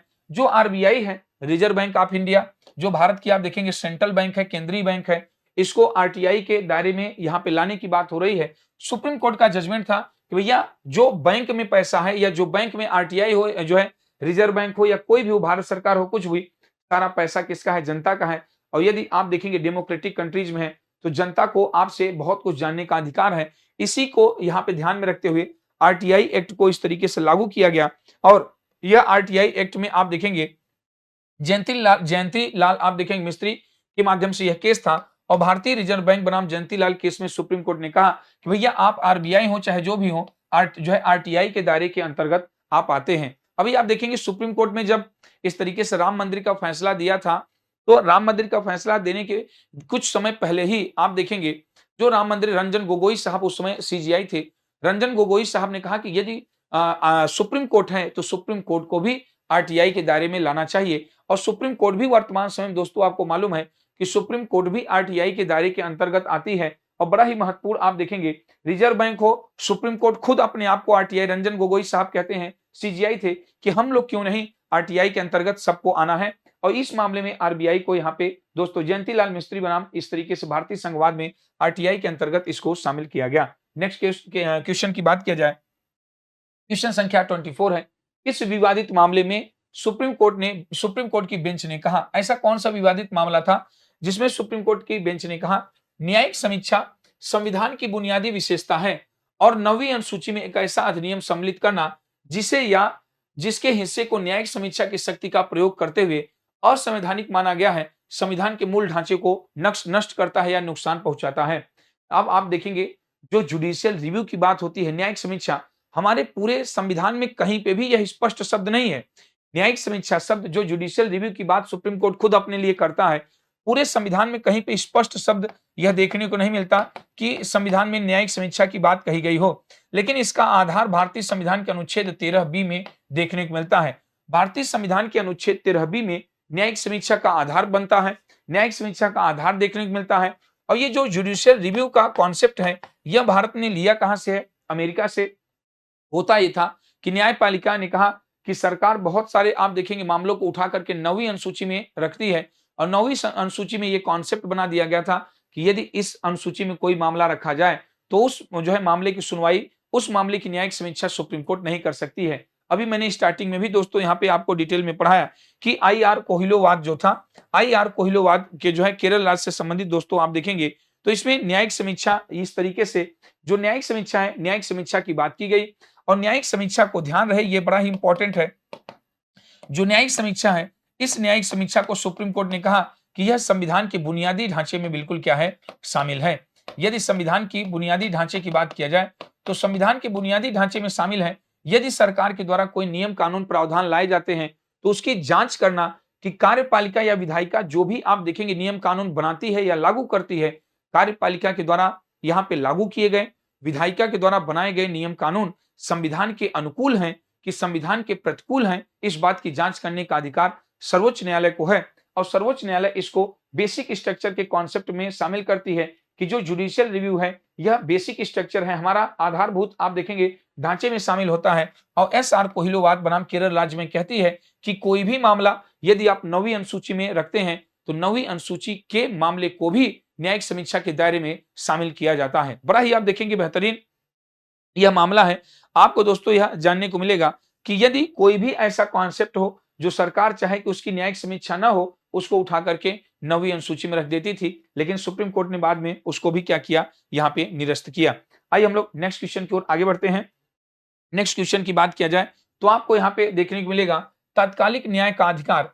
तात्कालिक न्याय या त्वरित न्याय की सुनवाई की बात हो, अभी मैंने आपको बताया ये देखिएगा एक ही जो वाद है 2-2 3-3 बार पूछा जा रहा है और सारे परीक्षा में पूछे गए यूपीएससी के प्रश्न हैं। इसका मतलब है कि ये इंपॉर्टेंट है, लगातार दोस्तों इनसे प्रश्न आपकी परीक्षा में बनते हैं। कहा जा रहा है तात्कालिक न्याय का अधिकार एक मौलिक अधिकार है, आर्टिकल 21 से जुड़ा जाता है। आर्टिकल 21 से जुड़ा जाता है कि जो यहाँ पे केस होते हैं उस केस को समय सीमा के दायरे में इसकी सुनवाई हो और जजमेंट टाइम निर्णय आए ताकि किसी को देर से न्याय न मिले। हमने आपसे बताया कि देर से मिला हुआ न्याय भी क्या होता है? अन्याय होता है। तो आप देखेंगे यहाँ पे सुप्रीम कोर्ट कहती है कि तात्कालिक न्याय का अधिकार हो, एक जो है एक प्रकार से यह मौलिक अधिकार है जो आपके राइट टू लाइफ जीवन के अधिकार के अंतर्गत आता है। यह मुख्य रूप से जनता द्वारा मुकदमेबाजी के बाद परिणाम के रूप में प्रवर्तित हुआ। यह आपको देखने को मिलेगा। यहाँ पे हुसैन आरा की बात हो रही है। हुसैन आरा आप देखेंगे यहाँ पे हुसैन आरा खातूनवाद बनाम बिहार राज्य दोस्तों आप देखेंगे तो इसमें यह देखने को मिलता है जीवन और व्यक्तिगत स्वतंत्रता से संबंधित यह त्वरित न्याय से संबंधित मामला है, जिसमें दोस्तों आप देखेंगे 1979 में एक पीआईएल दायर करके, पीआईएल जिसको अभी मैंने बताया कि यहाँ पे जनहित याचिका इसको कहते हैं, जिसको पब्लिक इंटरेस्ट लिटिगेशन ये फुल फॉर्म भी पूछा है।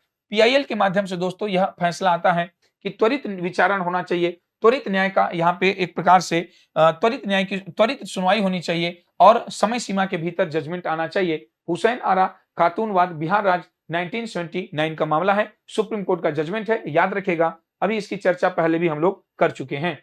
आइए नेक्स्ट क्वेश्चन की ओर देखा जाए। क्वेश्चन संख्या आपका 26 है। किस न्यायिक मामले में उच्चतम न्यायालय ने यह कहा कि सत्ताधारी दलों को सरकार द्वारा प्रायोजित विज्ञापनों में राजनीतिक नेताओं तथा विशिष्ट व्यक्तियों की तस्वीरों का इस्तेमाल नहीं करना चाहिए? यदि कोई आप देखेंगे सत्ताधारी दल है, तो सत्ताधारी दल है और सरकार, यहाँ पे सरकार द्वारा क्या किया जा रहा है, सरकार द्वारा कोई प्रायोजित आप देखेंगे विज्ञापन जारी किया जा रहा है, तो जो उसके आप देखेंगे राजनीतिक नेता हैं तथा जो विशिष्ट व्यक्ति हैं, उनकी तस्वीरों का इस्तेमाल यहाँ पे दोस्तों नहीं होना चाहिए। बहुत ही आप देखेंगे खूबसूरत जजमेंट है। यदि इस प्रश्न का दोस्तों राइट आंसर देखा जाए, तो इस प्रश्न का राइट आंसर आपको यहाँ पे याद रखना है, लोक यहाँ पे स्वतंत्र संगठन बनाम भारत संघ, यह आपका मामला है। इस मामले में सुप्रीम कोर्ट ने कहा कि किसी भी प्रकार से जो है सरकारी यदि कोई विज्ञापन हो रहा है, उसमें नेताओं की तस्वीर, नेताओं का यहाँ पे आप देखेंगे एक प्रकार से नेताओं का जो इमेज है वह इस्तेमाल नहीं होना चाहिए। लोक स्वतंत्र संगठन बनाम भारत संघवाद, याद रखेगा। नेक्स्ट क्वेश्चन की दोस्तों बात किया जाए, नेक्स्ट क्वेश्चन का दोस्तों यहाँ पे देखा जाए, ये सब देखिएगा दमदार प्रश्न है। आपको लग रहा होगा बड़े-बड़े प्रश्न हैं, सब भैया आपके यूपीएसआई में आए हुए आपके प्रीवियस ईयर प्रश्न हैं। कोई भी प्रश्न दोस्तों ऐसा नहीं है जो अपने मन से यहाँ पे आप देखेंगे आपको बना करके दे दिया गया हो। सब में ये बता दिया गया है कि यह यूपीएसआई के प्रश्न हैं, ताकि आप प्रश्न से घबराएं नहीं और ऐसे ही वाद से संबंधित आपके प्रश्न आएंगे। दमदार परीक्षा होगी और आप जानते हैं कि इतने कम सीट पर इतने लाख फॉर्म पड़े हैं, तो आपको यह याद करके, यह सोच करके जाना है कि हमें टफ पेपर मिलेगा और हमें उसमें एग्जाम को क्वालिफाई करना है। बहुत हलवा वाला प्रश्न नहीं होगा और यह आप जानते हैं कि आपके लिए बेहद ही महत्वपूर्ण एग्जाम है, इसलिए तैयारी के क्रम में ये प्रश्न आपको शानदार तरीके से, बढ़िया प्रश्न आपको यहाँ पे प्रीवियस ईयर के कराए जा रहे हैं। और याद रहे कि बार-बार यह कहा नहीं जाएगा, लेकिन ध्यान रखिएगा कि इस क्लास को तेजी से आप देखेंगे, शेयर करिए और लाइक करने में यदि कंजूसी करेंगे तो ये अच्छी बात नहीं है, ठीक है ना? इस क्लास को लाइक करना, इसको अपना प्यार और समर्थन देना, यह आपकी नैतिक जिम्मेदारी है। प्रीवियस ईयर क्वेश्चन पे तो चर्चा यहाँ पे शानदार तरीके से हो ही रही है। आइए यहाँ पे इस प्रश्न को देखते हैं। प्रश्न संख्या भैया आपका यहाँ पे 27 है। इसमें कहा जा रहा है कि इससे कोई अंतर नहीं पड़ता कि पीड़ित एक आम आदमी या उसकी उग्रवादी या आतंकवादी आप देखेंगे था। इसमें यह आप देखेंगे बड़ा ही शानदार जजमेंट था। सुप्रीम कोर्ट का कहना है कि इससे कोई फर्क नहीं पड़ता कि जो पीड़ित व्यक्ति है वह एक आम आदमी है, उग्रवादी है, आतंकवादी है, कौन है, इससे कोई फर्क नहीं पड़ता।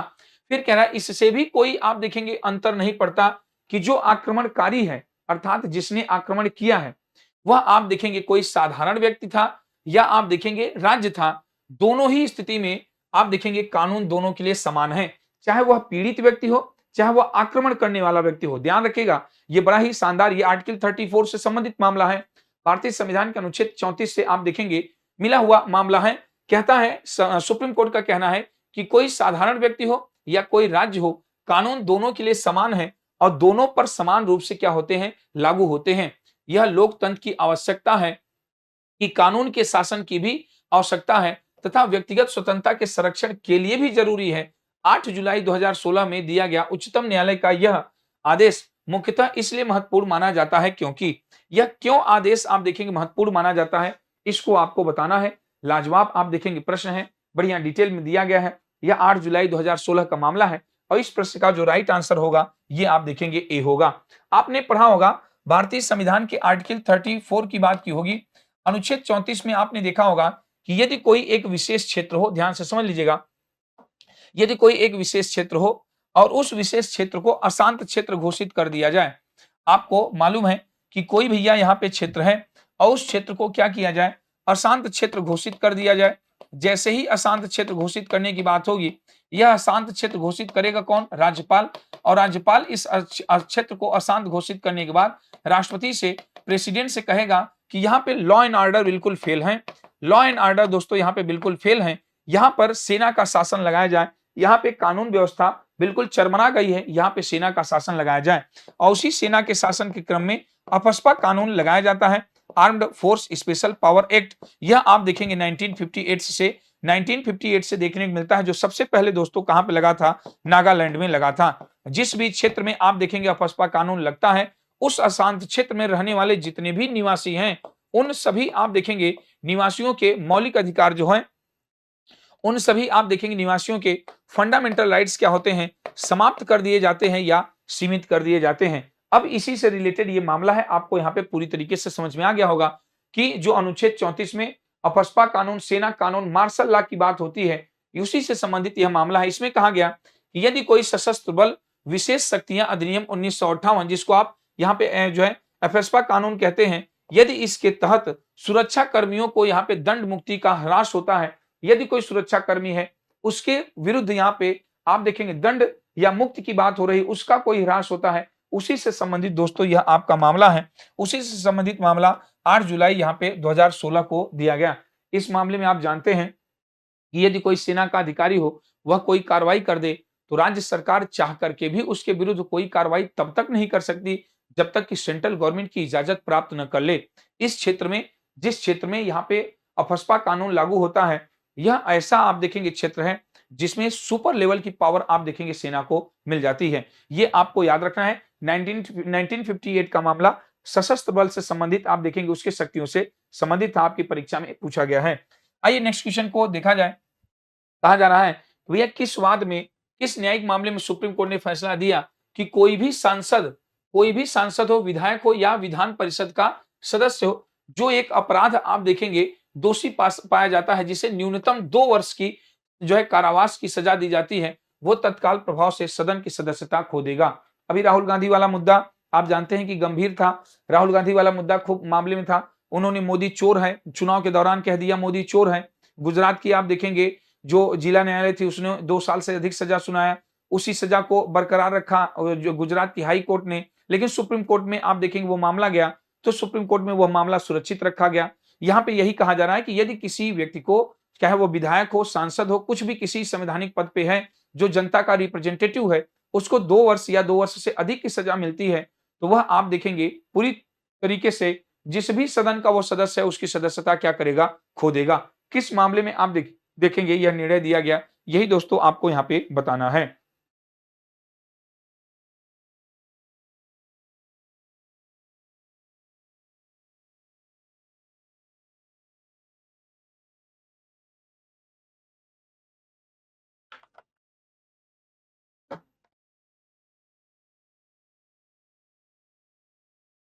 इसकी इसकी चर्चा मैंने शुरुआत में आप देखेंगे क्वेश्चन में की, और यह आप देखेंगे लिली थॉमस बनाम भारत संघवाद में है।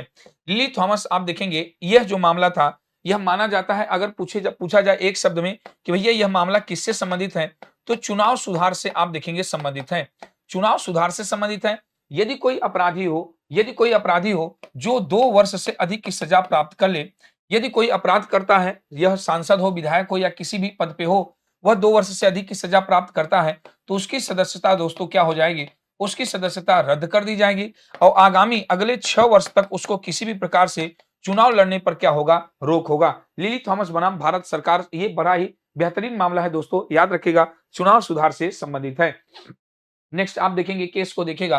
केस यहाँ पे 29, इस न्यायिक मामले में उच्चतम न्यायालय ने यह माना कि पहली शादी के रहते हुए, अर्थात यहाँ पे पहली शादी यदि है, तो दूसरी शादी करना एक दंडनीय आप देखेंगे क्या होगा?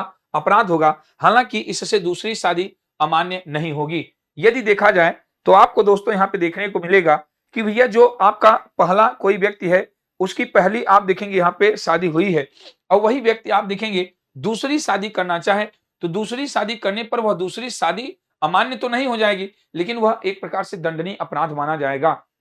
ये बड़ा ही गंभीर मामला था। देखते हैं लोग 1-1, 2-2, 3-3 शादियां करते हैं। खासकर आप देखेंगे तो ये हिंदू धर्म से संबंधित ऐसा है। हिंदू धर्म में एक शादी से ज्यादा शादी करना अनुचित माना जाता है, और दूसरी शादी यदि कोई करता है तो वह आप देखेंगे दंड का इस तरीके से भोगी होगा। ये बड़ा ही बेहतरीन प्रश्न है, बेहतरीन प्रश्न है। ये आपकी परीक्षा में दोस्तों आया हुआ है, और यह आपका आंसर क्या होगा? सरला मुगदल बनाम भारत संघवाद।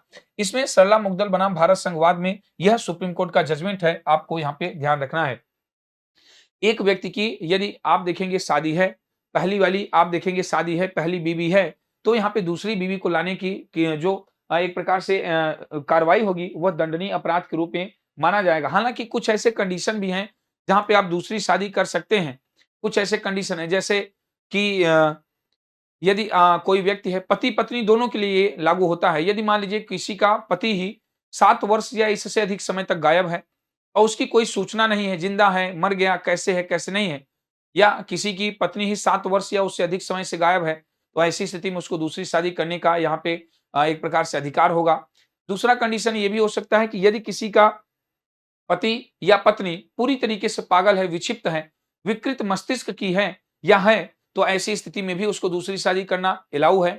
और तीसरी कंडीशन ये होता है कि यदि कोई इस स्थिति में है कि जैसे महिला है, उसका पति क्या हो, नपुंसक हो, या कोई पति है, उसकी महिला ऐसी हो कि वो कभी मां न बन सके, ऐसी स्थिति में भी दूसरी शादी करना यहाँ पे क्या है, अलाउ है। कुछ कंडीशन है जिसमें इस तरीके की चीजें की जा सकती हैं। सामान्य स्थिति में दोस्तों आप देखेंगे ऐसा नहीं किया जा सकता है। सरला मुगदल बनाम भारत संघवाद में सुप्रीम कोर्ट का कहना है कि यदि पहली बीवी रहते हुए दूसरी बीवी आप लाते हैं, तो वह एक प्रकार का दंडनीय अपराध होगा। हालांकि यह दूसरी शादी अमान्य नहीं होगी, लेकिन जो ऐसा करता है वह आप देखेंगे यहाँ पे दंड को यह प्राप्त करेगा। निश्चित तौर पे यह अच्छा आप देखेंगे मामला था। इसमें दोस्तों बताइएगा, अपकृत्य कानून में एक महत्वपूर्ण मामला था, आपसे कह रहा है अपकृत्य कानून में एक महत्वपूर्ण मामला था और पूर्ण आप देखेंगे देयता के नियम, पूर्ण देयता के नियम सिद्धांत को प्रस्तुत करने का एक कारण जो है कारण था। कौन सा ऐसा वाद है जो दोस्तों आप देखेंगे पूर्ण देयता के नियम को यहाँ पे फॉलो करता है? कौन पूर्ण देयता को दोस्तों आप देखेंगे पूर्ण देयता के नियम की बात करता है? तो आपको यह दोस्तों इसका जो राइट आंसर होगा वो आपको देखने को मिलेगा कि ये एमसी मेहता बनाम भारत संघवाद इसका राइट आंसर होगा।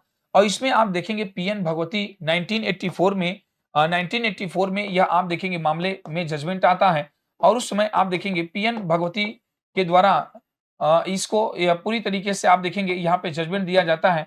जो भोपाल गैस त्रासदी आप पढ़ते हैं, इथाइन जो है मिथाइल आइसोसाइनाइड के रिसाव के कारण हुई थी, उसके बाद जो भोपाल आप देखेंगे भोपाल गैस त्रासदी आप पढ़ते हैं, उसके बाद ये मामला आप देखेंगे भोपाल गैस त्रासदी के बाद यह मामला निकल करके आता है कि जो अपकृत्य कानून है या कोई ऐसा पूर्ण देयता नियम के सिद्धांत को प्रस्तुत करना, यह एक प्रकार का कारण माना माना गया था। इसमें आप देखेंगे this was an important case in tort law and आप देखेंगे led to the introduction of the principle of absolute जो है लायबिलिटी। यह पूरी तरीके से देयता के संबंध में दोस्तों यह केस था और इसका जो राइट आंसर है वो आप देख रहे हैं यहाँ पे एमसी मेहता बनाम भारत संघ है।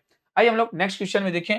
इसमें दोस्तों आपको आंसर लगाना है, सर्वोच्च न्यायालय ने किस मामले में मासिक धर्म के आधार पर महिलाओं के सामाजिक बहिष्कार के मुद्दे पर आप देखेंगे चर्चा की। आप जानते हैं कि महिलाएं क्या होती हैं, यहाँ पे जो रजस्वला होती हैं, हर महीने में दोस्तों यहाँ पे जो मासिक धर्म है पीरियड्स जो है आते हैं और इसके संबंध में यदि कोई महिला रजस्वला हुई है या यदि कोई महिला का मासिक धर्म चल रहा हो, ऐसी स्थिति में महिलाओं को क्या किया जाता है, सामाजिक बहिष्कार का एक प्रकार से सामना करना पड़ता है।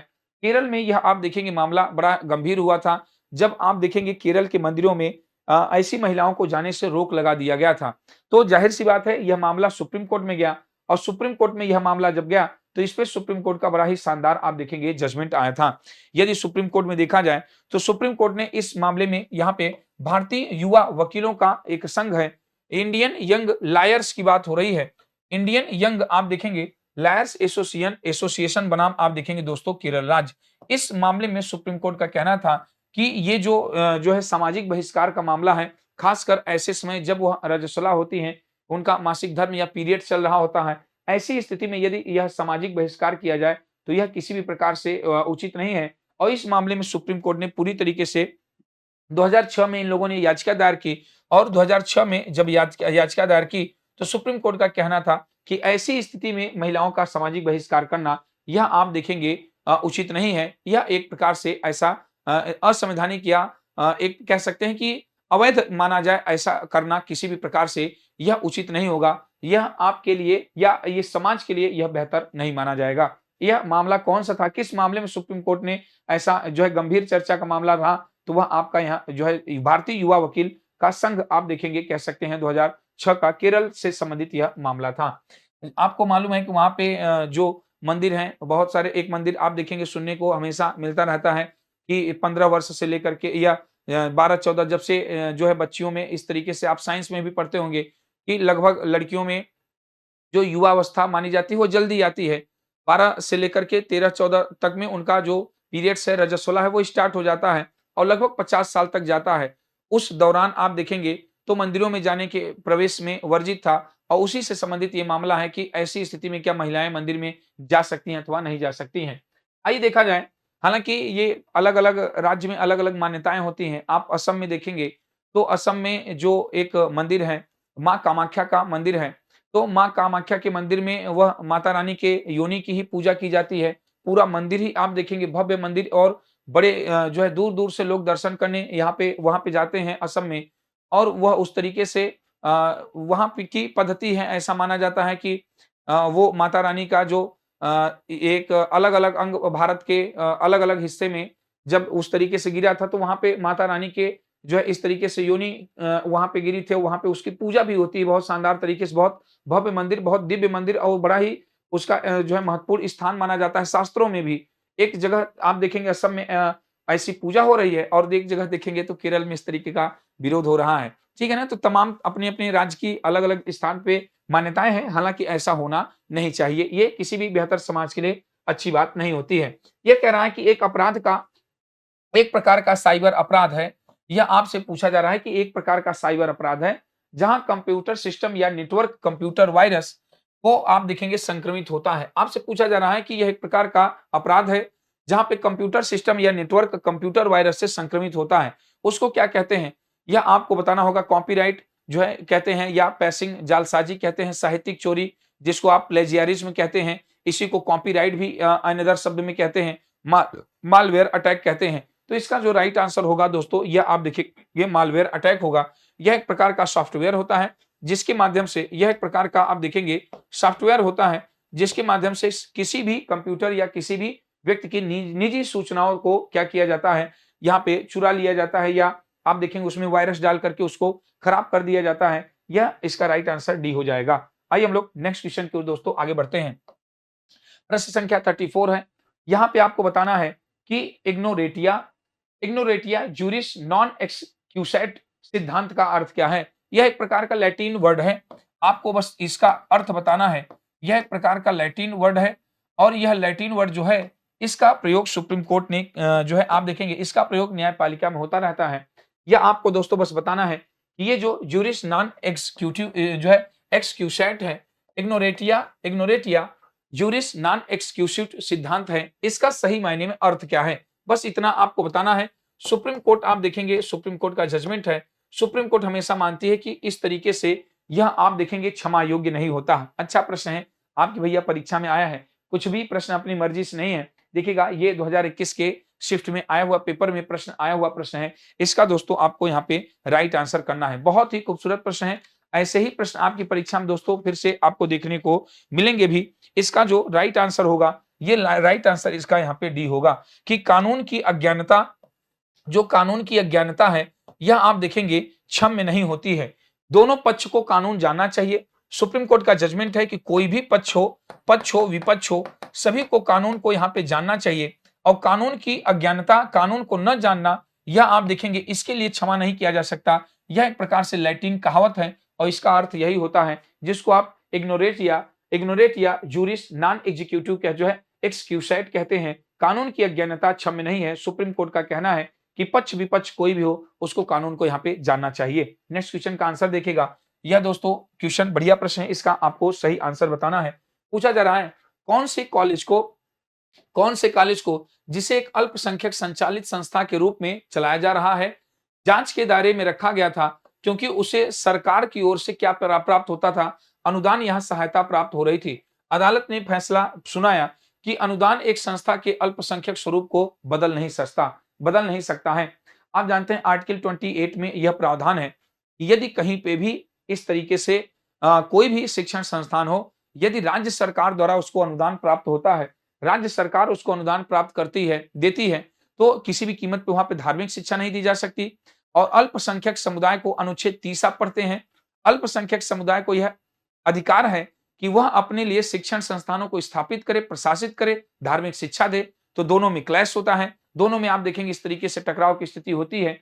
और यह जो आप देखेंगे मामला था, वो सेंट स्टीफन कॉलेज से संबंधित था। इस मामले में आप देखेंगे सेंट स्टीफन कॉलेज में यहाँ पे एक प्रकार से अनुदान राशि सरकार के द्वारा प्रदान की जा रही थी और यही मामला निकल करके सुप्रीम कोर्ट में जाता है। सुप्रीम कोर्ट कहती है कि यदि कोई आप देखेंगे अल्पसंख्यक से संबंधित शिक्षण संस्थान है, तो अनुदान राशि दे देने से उस अल्पसंख्यक शिक्षण संस्थान का स्वरूप नहीं बदलेगा। क्यों? क्योंकि आर्टिकल 30 ये कहता है कि जो भी अल्पसंख्यक वर्ग के लोग हैं, जो धार्मिक आधार पर, जो भाषाई आधार पर, ये इन दोनों आधार पर यहाँ पे बात की गई है। जो है अल्पसंख्यक धर्म के आधार पर और भाषा के आधार पर माना गया है। धार्मिक आधार पर और भाषाई आधार पर जो अल्पसंख्यक हैं, इनके लिए कहा गया है कि यह अपने शिक्षण संस्थानों को स्थापित, प्रशासित और उसका संचालन कर सकते हैं और यही आप देखेंगे मामला सेंट स्टीफन कॉलेज से संबंधित था। आइए दोस्तों नेक्स्ट क्वेश्चन को देखते हैं। कहा जा रहा है किस मामले में न्यायिक रूप से अभूतपूर्व प्रक्रिया में 11 न्यायाधीशों के निर्णय की व्याख्या करने के लिए 5 आप देखेंगे 5 न्यायाधीशों की एक पीठ का गठन किया गया। ये कौन सा दोस्तों ये मामला है, यही आपको बताना है। बढ़िया प्रश्न है। प्रश्न संख्या आप देखेंगे आपका 36 है। इसमें आपको बताना है कि कौन सा ऐसा मामला था जिसमें 11 न्यायाधीशों के निर्णय की व्याख्या के लिए 5 न्यायाधीशों की एक जो है पीठ को यहाँ पे शामिल किया गया। दोस्तों याद रखिएगा, यह मामला इस्लामिक एकेडमी ऑफ एजुकेशन बनाम कर्नाटक राज्य इससे संबंधित था। इसमें स्टार्टिंग में आप देखेंगे इस्लामिक एकेडमी ऑफ एजुकेशन बनाम कर्नाटक राज्य में 11 जजों की टीम आप देखेंगे शामिल थी। बाद में 5 जजों की खंडपीठ बना करके इसका फिर से आप देखेंगे क्या किया गया, इस मामले के लिए गठन। इस मामले में आप देखेंगे फिर से ये जो है इसके लिए 5 जजों की अलग से टीम यहाँ पे गठित की गई। आइए हम लोग नेक्स्ट क्वेश्चन की ओर आगे बढ़ते हैं। प्रश्न संख्या आपका दोस्तों 37 है। कहा जा रहा है कि के मामले में उच्चतम न्यायालय ने कहा, यह सुप्रीम कोर्ट का बात है कि नार्को विश्लेषण की अनिवार्य व्यवस्था भारतीय संविधान के अनुच्छेद 20(3) का उल्लंघन करती है। ये जो नार्को विश्लेषण होता है आप देखेंगे, नार्को टेस्ट होता है, पॉलीग्राफी टेस्ट होता है। नार्को टेस्ट में आप देखेंगे कुछ ऐसा मेडिसिन वगैरह दिया जाता है जिसमें आप जो व्यक्ति होता है वो थोड़ा-थोड़ा आधे नशे में कह सकते हैं, आधे इस तरीके से होश में रहता है, उससे कुछ चीजें पूछी जाती हैं। सच बोलने का यहाँ पे सच उगलवाने का प्रयास किया जाता है। ऐसे ही कुछ आप देखेंगे इसको पॉलीग्राफी के रूप में आप जानते हैं। पॉलीग्राफी आप देखेंगे टेस्ट यहाँ पे देखते हैं। कहा जा रहा है कि the supreme court held that compulsory administration of the narco analysis violation article 20 सब class 30 the constitution of India case of. ये आपसे पूछा जा रहा है कि किस वाद में इस प्रकार का यह मामला दोस्तों आपको देखने को मिलेगा। और बड़ा ही आप देखेंगे महत्वपूर्ण है। जब भारतीय संविधान के अनुच्छेद आप देखेंगे 20 के सब क्लास 3 को देखते हैं तो यहाँ पे आत्म अभिशंसन से रक्षा दी गई है। आत्म अभिशंसन क्या होता है? आत्म अभिशंसन से मतलब यहाँ पे स्वयं के विरुद्ध गवाही से है। अर्थात स्वयं के विरुद्ध किसी को गवाही देने के लिए बाध्य नहीं किया जा सकता। स्वयं के विरुद्ध गवाही देने के लिए बाध्य नहीं किया जा सकता। और यदि स्वयं के विरुद्ध गवाही देने के लिए बाध्य नहीं किया जा सकता तो ये जो पॉलीग्राफी टेस्ट होता है आप देखते हैं मूवी वगैरह में उस तरीके से दिखाता भी है कि दुनिया भर का इस तरीके से वायर वगैरह तार वगैरह चिपकाए हैं, गलत बोलते हैं तो बीप की आवाज आ जाती है। यदि कोई गंभीर से गंभीर अपराध किया हो उसमें भी पॉलीग्राफी टेस्ट होगा तो उस अपराधी की आप देखेंगे रजामंदी होनी चाहिए। ये आप देखेंगे पश्चिम बंगाल के एक मामला बड़ा गंभीर हुआ था जो पूरे देश के डॉक्टर्स क्या किए थे, पूरे देश के डॉक्टर्स अपना काम रोक दिए थे और आंदोलन टाइप का किए थे कि न्याय मिले। कलकत्ता में एक डॉक्टर के साथ रेप होता है, उसकी हत्या भी कर दी जाती है। उसका जो अपराधी था उसका भी पॉलीग्राफी टेस्ट कराना था तो उसकी रजामंदी ली गई थी। कभी भी किसी गंभीर अपराध में भी किसी अपराधी से यदि इस तरीके की पॉलीग्राफी टेस्ट कराना हो, नार्को विश्लेषण कराना हो तो उसकी रजामंदी जरूरी है। सुप्रीम कोर्ट कह रही है कि आर्टिकल 23 का उल्लंघन माना जाएगा। यदि उसकी रजामंदी है तभी आप ऐसा कर सकते हैं। क्यों? क्योंकि संविधान में आत्म अभिशंसन से रक्षा दी गई है। स्वयं के विरुद्ध गवाही देने के लिए बाध्य नहीं किया जा सकता। कोई भी हो, किसी को भी आप स्वयं के विरुद्ध गवाही देने के लिए बाध्य नहीं कर सकते। हाँ, इसमें कुछ छूट दी गई है। यदि जांच में सहयोग की आवश्यकता हो तो जांच में सहयोग लिया जा सकता है। कहीं पे अपराध हुआ है, ब्लड सैंपल मिला है, जो है आप देखेंगे जिसको पकड़ा गया है अपराधी के रूप में उसका ब्लड सैंपल लिया जा सकता है, उसका फिंगरप्रिंट्स लिया जा सकता है, उसका डीएनए मैच कराने के लिए बाल वगैरह यहाँ पे सैंपल में लिए जा सकते हैं।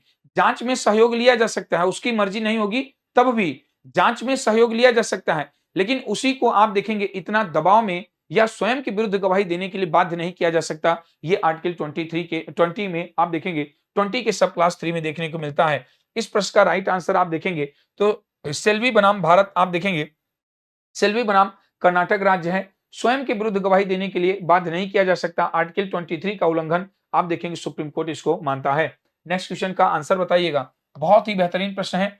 आप देखेंगे अत्यधिक तेज गति से मोटर आप देखेंगे वाहन चलाना, यह एक प्रकार से दंडनीय अपराध है।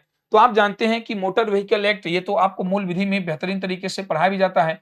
मोटर व्हीकल एक्ट की बात हो रही है और मोटर व्हीकल एक्ट 1988 की बात हो रही है। इसमें यदि कोई व्यक्ति तेज गति से गाड़ी चलाए तो शुरुआत में पहली बार में उस पे आप जानते हैं कि 400 रुपए का जुर्माना, फिर यदि दोबारा आप देखेंगे इस तरीके की गतिविधि करता है तो 1000 रुपए जुर्माना, ये उस समय निर्धारित किया गया था मोटर व्हीकल एक्ट 19 आप देखेंगे 88 में। तो ये बड़ा ही बेहतरीन आप देखेंगे जजमेंट इसमें सुप्रीम कोर्ट का आया। और ये जो मोटर व्हीकल एक्ट 19 आप देखेंगे 88 है, इसमें सुप्रीम कोर्ट ने माना कि जो ये अधिनियम है, यह अधिनियम 183 अर्थात यहाँ पे सॉरी इस अधिनियम में, जो अधिनियम 1988 है, इसकी धारा 183 में यह प्रावधान है कि यदि कोई मोटर वाहन बहुत तेज गति से चलाता है तो उसको आप देखेंगे उसको दंडनीय अपराध के रूप में माना जाएगा। Section 183 of the motor vehicle act 1988, इसका राइट आंसर यहाँ पे सी होगा। नेक्स्ट क्वेश्चन की ओर दोस्तों हम लोग बढ़ें। इस प्रश्न का आंसर देखिएगा, कह रहा है किस मामले में अदालत ने कहा कि नगर पालिका सरकार को अपनी नागरिक सेवाओं के लिए जो है बहाने के रूप में संसाधनों की कमी के बारे में बताने का अनुमति नहीं देगी। आपको बस इतना याद रखना है कि ये आपकी परीक्षा में आया हुआ प्रश्न है और यह आप देखेंगे किस मामले में ऐसा कहा गया कि यदि नगर परिषद आप देखेंगे इसका राइट आंसर क्या होगा, इसका राइट आंसर ए हो जाएगा। यदि यहाँ पे देखा जाए तो आपको देखने को मिलेगा कि सुप्रीम कोर्ट का ये मामला, ये आपने अदालत ने कहा कि नगर पालिका जो है वह सरकार को अपनी नागरिक सेवाओं के लिए बहाने के रूप में संसाधनों की कमी के बारे में बताने का अनुमति नहीं देगी। यदि कोई इस तरीके से जो नागरिक सेवा है, नागरिक सेवा से संबंधित कोई मामला है तो नगर पालिका जो सरकार है वह अपनी कमी को बार बार बताने का प्रयास नहीं करेगी। इसका राइट आंसर आप देखेंगे नगर परिषद रतलाम बनाम वर्धीचंद आप देखेंगे मामला था, इसमें सुप्रीम कोर्ट का जजमेंट था, ध्यान दीजिएगा। नेक्स्ट क्वेश्चन की बात किया जाए, यहाँ पे आप देखेंगे ये जो मामला है यह आपकी परीक्षा में आया हुआ प्रश्न है। कह रहा है राष्ट्रीय सुरक्षा अध्यादेश, यहाँ पे नेशनल जो है सिक्योरिटी की बात हो रही है। नेशनल सिक्योरिटी एक्ट राष्ट्रीय सुरक्षा अध्यादेश 1980 को लागू करने के लिए राष्ट्रपति की संतुष्टि की न्यायिक समीक्षा का प्रश्न के मामले में आप देखेंगे उठाया गया था। अर्थात जो एनएसए है इसको दोस्तों लागू करने की बात हो रही है और एनएसए को लागू करने की बात किया जाए तो इस प्रश्न का दोस्तों राइट आंसर क्या होगा, A K. Roy versus union of India. A K. Roy versus आप देखेंगे यूनियन ऑफ इंडिया में यह मामला उठाया गया था और इस मामले में दोस्तों राष्ट्रपति से संबंधित है। सुप्रीम कोर्ट का कहना है कि जो एनएसए है 1980 इसको लागू करने के लिए इस मामले में सुप्रीम कोर्ट का भी जजमेंट आपको देखने को मिलता है। ए.के. रॉय बनाम भारतीय संघ याद रखेगा। नेक्स्ट क्वेश्चन की बात किया जाए, इस प्रश्न का दोस्तों आंसर करिएगा। ध्यान रहे ये सारे प्रश्न हैं आपकी परीक्षा में आए हुए हैं और वाद से संबंधित प्रश्न आप देखेंगे, छोटे मोटे वाद से प्रश्न संबंधित जो ये मामले होते हैं परीक्षा में जरूर पूछे जाते हैं, जो गंभीर आप देखेंगे चर्चा का विषय रहते हैं। इसको इस वीडियो को बड़ी गंभीरता से, इस क्लास को बड़ी गंभीरता से लीजिएगा। 1 2 बार 3 बार इसको देखिएगा। प्रीवियस ईयर क्वेश्चन बस आंसर भी यदि आपको रटा हुआ होगा, थोड़ा-थोड़ा जो गंभीर मामला है उसमें मैं स्टोरी की तरह इसको जोड़ करके पढ़ा दिया हूं। यदि आपको आंसर भी रटा रहे तो दोस्तों आपका काम क्या होगा, बिल्कुल बन जाएगा। ये आइए इस प्रश्न में देखा जाए। क्वेश्चन संख्या आपका यहाँ पे 41 है। इसमें आप देखेंगे कह रहा है सर्वोच्च न्यायालय ने यहाँ पे समलैंगिकता को अपराध की श्रेणी से बाहर कर दिया। आप जानते हैं समलैंगिकता सेक्शन 377 की बात होती है। धारा 377 में आप देखेंगे समलैंगिकता होमोसेक्सुअल की बात होती है। सुप्रीम कोर्ट का कहना था कि यदि 2 युवा हैं और आपस में अपनी मर्जी से निजी संबंध, शारीरिक संबंध बनाना चाहते हैं, किसी भी आप देखेंगे कोई पुरुष से जो है अट्रैक्ट हो, कोई महिला से हो, या एलजीबीटी का मामला आप सामान्यतः सुनते रहते हैं। यहाँ पे लेस्बियन, गे, बाइसेक्सुअल, ट्रांसजेंडर और अब तो एलजीबीटी क्यू का मामला देखने को मिलता है। तो ये दोस्तों आपको याद रखना है कि धारा 377 को यहाँ पे जो है अवैध रूप से धारा 377 की बात हो रही है और समलैंगिकता को अपराध की श्रेणी से बाहर किया गया। और यह आप देखेंगे मामला किसमें देखने को मिलता है, तो यह नवजीत सिंह जौहर आप देखेंगे बनाम भारत संघ में देखने को मिलता है। ये याद रखिएगा, बड़ा ही इंपॉर्टेंट है। इसी से रिलेटेड मामला अभी भी सुप्रीम कोर्ट में आप देखेंगे विचाराधीन था, जिसमें सुप्रीम कोर्ट ने संसद को कानून बनाने के लिए यह प्रावधान दिया। ये डी.वाई. चंद्रचूड़ का उस समय जजमेंट था कि ये जो एलजीबीटी से संबंधित मामला है इसमें और स्पष्ट तरीके से कानून बनाया जाना चाहिए। यहाँ पे आर्टिकल 21 की बात होती है। आर्टिकल 21 में आप जानते हैं right to life, right to choice, right to privacy की बात होती है। एक व्यक्ति है, वह किसी व्यक्ति के प्रति आकर्षित हो और वह भले ही पुरुष हो, पुरुष के प्रति, महिला हो, महिला के प्रति, ट्रांसजेंडर हो, ट्रांसजेंडर के प्रति आकर्षित हो। यदि 2 युवा हैं और आपस में इस प्रकार के संबंध या इस प्रकार के विवाह की बात करते हैं, आपस में साथ रहने की बात करते हैं, तो सुप्रीम कोर्ट का जो है जजमेंट है कि वह पूरी तरीके से क्या होगा, लीगल माना जाएगा। नेक्स्ट क्वेश्चन की बात किया जाए, दोस्तों देखेंगे कौन सा विकल्प भारतीय दंड संहिता का एक प्रावधान है जिसे केदारनाथ सिंह बनाम बिहार राज्य के मामले में असंवैधानिक होने के जो है आधार में यहाँ पे चुनौती दी गई। ये केदारनाथ आप देखेंगे, केदारनाथ सिंह बनाम बिहार राज्य, इसकी बात हो रही है। बढ़िया मामला है, आपकी परीक्षा में दोस्तों यह प्रश्न पूछा गया है। यदि इसकी बात किया जाए तो आपको देखने को मिलेगा कि ये जो भारतीय दंड संहिता की धारा 124 ए की बात किया जाए तो यह इसका क्या होगा, राइट आंसर होगा। आप देखेंगे देशद्रोह की बात हो रही है। जब भी आप पुराने तरीके से आप देखेंगे, पढ़ेंगे, तो ये जो भारतीय दंड संहिता है, जिसको जो है आईपीसी की धारा 124 ए में यदि आप देखेंगे तो आईपीसी की धारा 124 ए में यह एक प्रकार से देशद्रोह जो है, देशद्रोह को यहाँ पे केदारनाथ सिंह बनाम भारत जो है बिहार राज्य में यह जजमेंट देखने को मिलता है। अब जो आईपीसी के स्थान पर बीएनएस है, यदि देखा जाए कि बीएनएस में क्या देशद्रोह की बात की गई है, पूरे आप देखेंगे भारतीय न्याय संहिता की बात हो रही है। बीएनएस 2023 की बात करिए तो बीएनएस 2023 में कहीं पे भी देशद्रोह शब्द का प्रयोग किया ही नहीं गया है। देशद्रोह शब्द ही देखने को नहीं मिलेगा। सेक्शन 120 सेक्शन की बात किया जाए तो सेक्शन 152 में आपको देखने को मिलेगा, यहाँ पे भारत की एकता और अखंडता को यदि कोई प्रभावित करता है तो भारत की एकता और अखंडता को प्रभावित करने वाले व्यक्ति के बारे में यहाँ पे प्रावधान आपको देखने को मिलता है। अर्थात जो देशद्रोह शब्द था वो आईपीसी की धारा 124 ए में शामिल किया गया था। जो केदारनाथ सिंह बनाम भारत जो है बिहार राज्य से संबंधित मामला था, देशद्रोह आप देखेंगे दंडनीय अपराध माना गया था। अब देशद्रोह शब्द का प्रयोग नहीं किया गया है। बीएनएस 2023 जो आईपीसी का स्थान लिया है, इसमें देशद्रोह के स्थान पर भारत की एकता अखंडता को प्रभावित करने वाले को यहाँ पे दंडनीय अपराध के रूप में माना जाता है। ध्यान रहे, इंपॉर्टेंट क्वेश्चन है, इसका राइट आंसर यहाँ पे डी होगा। नेक्स्ट क्वेश्चन की बात किया जाए दोस्तों, किस मामले में यह कहा गया कि कोई व्यक्ति अपनी नियमित आप देखेंगे जमानत रद्द होने के बाद, यदि किसी की नियमित जमानत रद्द हो जाए तो यहाँ पे आप देखेंगे वो सोचे कि अग्रिम जमानत की अर्जी दायर कर दी जाए, तो ऐसा आप देखेंगे नहीं किया जा सकता। यदि किसी की रेगुलर आप देखेंगे जो जमानत है उसको रद्द कर दिया जाए, नियमित जमानत रद्द कर दिया जाए, तो अग्रिम दोस्तों यहाँ पे जमानत जो है अर्जी दायर करके अग्रिम जमानत दोस्तों नहीं लिया जा सकता। और ये आपको मैंने जो पॉलिटी के क्वेश्चन कराए थे उसमें भी यह वाद अपने आप से पूछा गया था। मनीष जैन बनाम आप देखेंगे हरियाणा प्रदूषण नियंत्रण बोर्ड का जो है मामला है।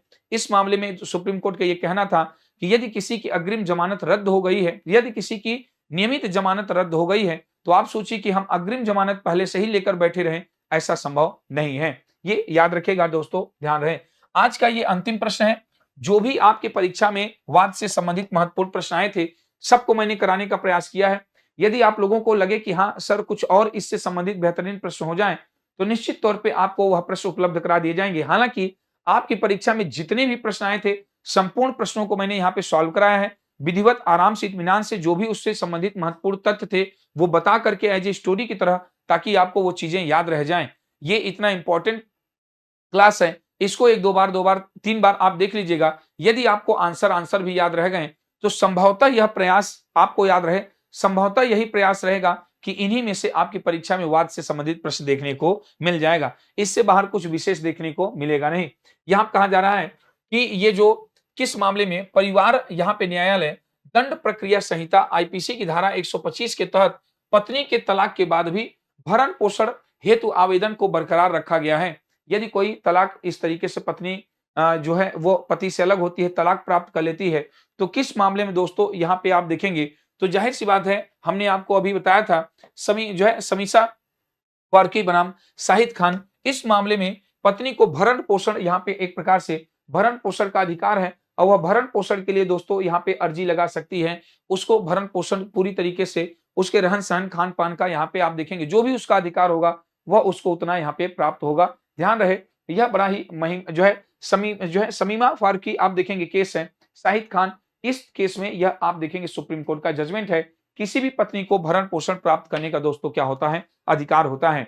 मेरी तरफ से यह प्रयास था कि आपको बेहतरीन यह श्रृंखला प्रस्तुत कराई जाए। आप लोगों को शानदार तरीके के जो आपके प्रीवियस ईयर क्वेश्चन वाद से संबंधित प्रश्न हैं, आप लोगों का बार-बार कहना था कि सर वाद से संबंधित यह प्रश्न एक बार लेकर के आइए। जो भी आपकी परीक्षा में वाद से संबंधित प्रश्न थे, उनकी प्रस्तुति आज की गई है। सारे प्रश्नों को बेहतर तरीके से बताया गया है। विथ एक्सप्लेनेशन आपसे यहाँ पे चर्चा हुई है। मात्र 42 क्वेश्चन को हम लोगों ने लगभग 1 घंटे 45 मिनट में किया है। तो ज़ाहिर-सी बात है डिटेल में हमने यह क्लास आपको उपलब्ध कराया है। उम्मीद है कि यह क्लास आपको बेहतरीन लगी होगी। अपना प्यार और समर्थन देना बिल्कुल भी मत भूलिएगा। ऐसे ही शानदार प्रयास आपको इस टारगेट आंट परिवार की तरफ से, मेरी तरफ से दोस्तों किए जाते रहेंगे। अपना प्यार और समर्थन बनाए रखिएगा। इस क्लास में आप देखेंगे जो भी केसेस हैं, इनका ही अध्ययन कर लीजिए, आपका काम एग्जाम में बन जाएगा। उम्मीद है कि यह क्लास आपको अच्छी लगी होगी। इस क्लास को लाइक करिएगा, अपने दोस्तों के साथ निश्चित तौर पे शेयर करिएगा। आज के लिए इतना ही। जय हिंद, जय भारत।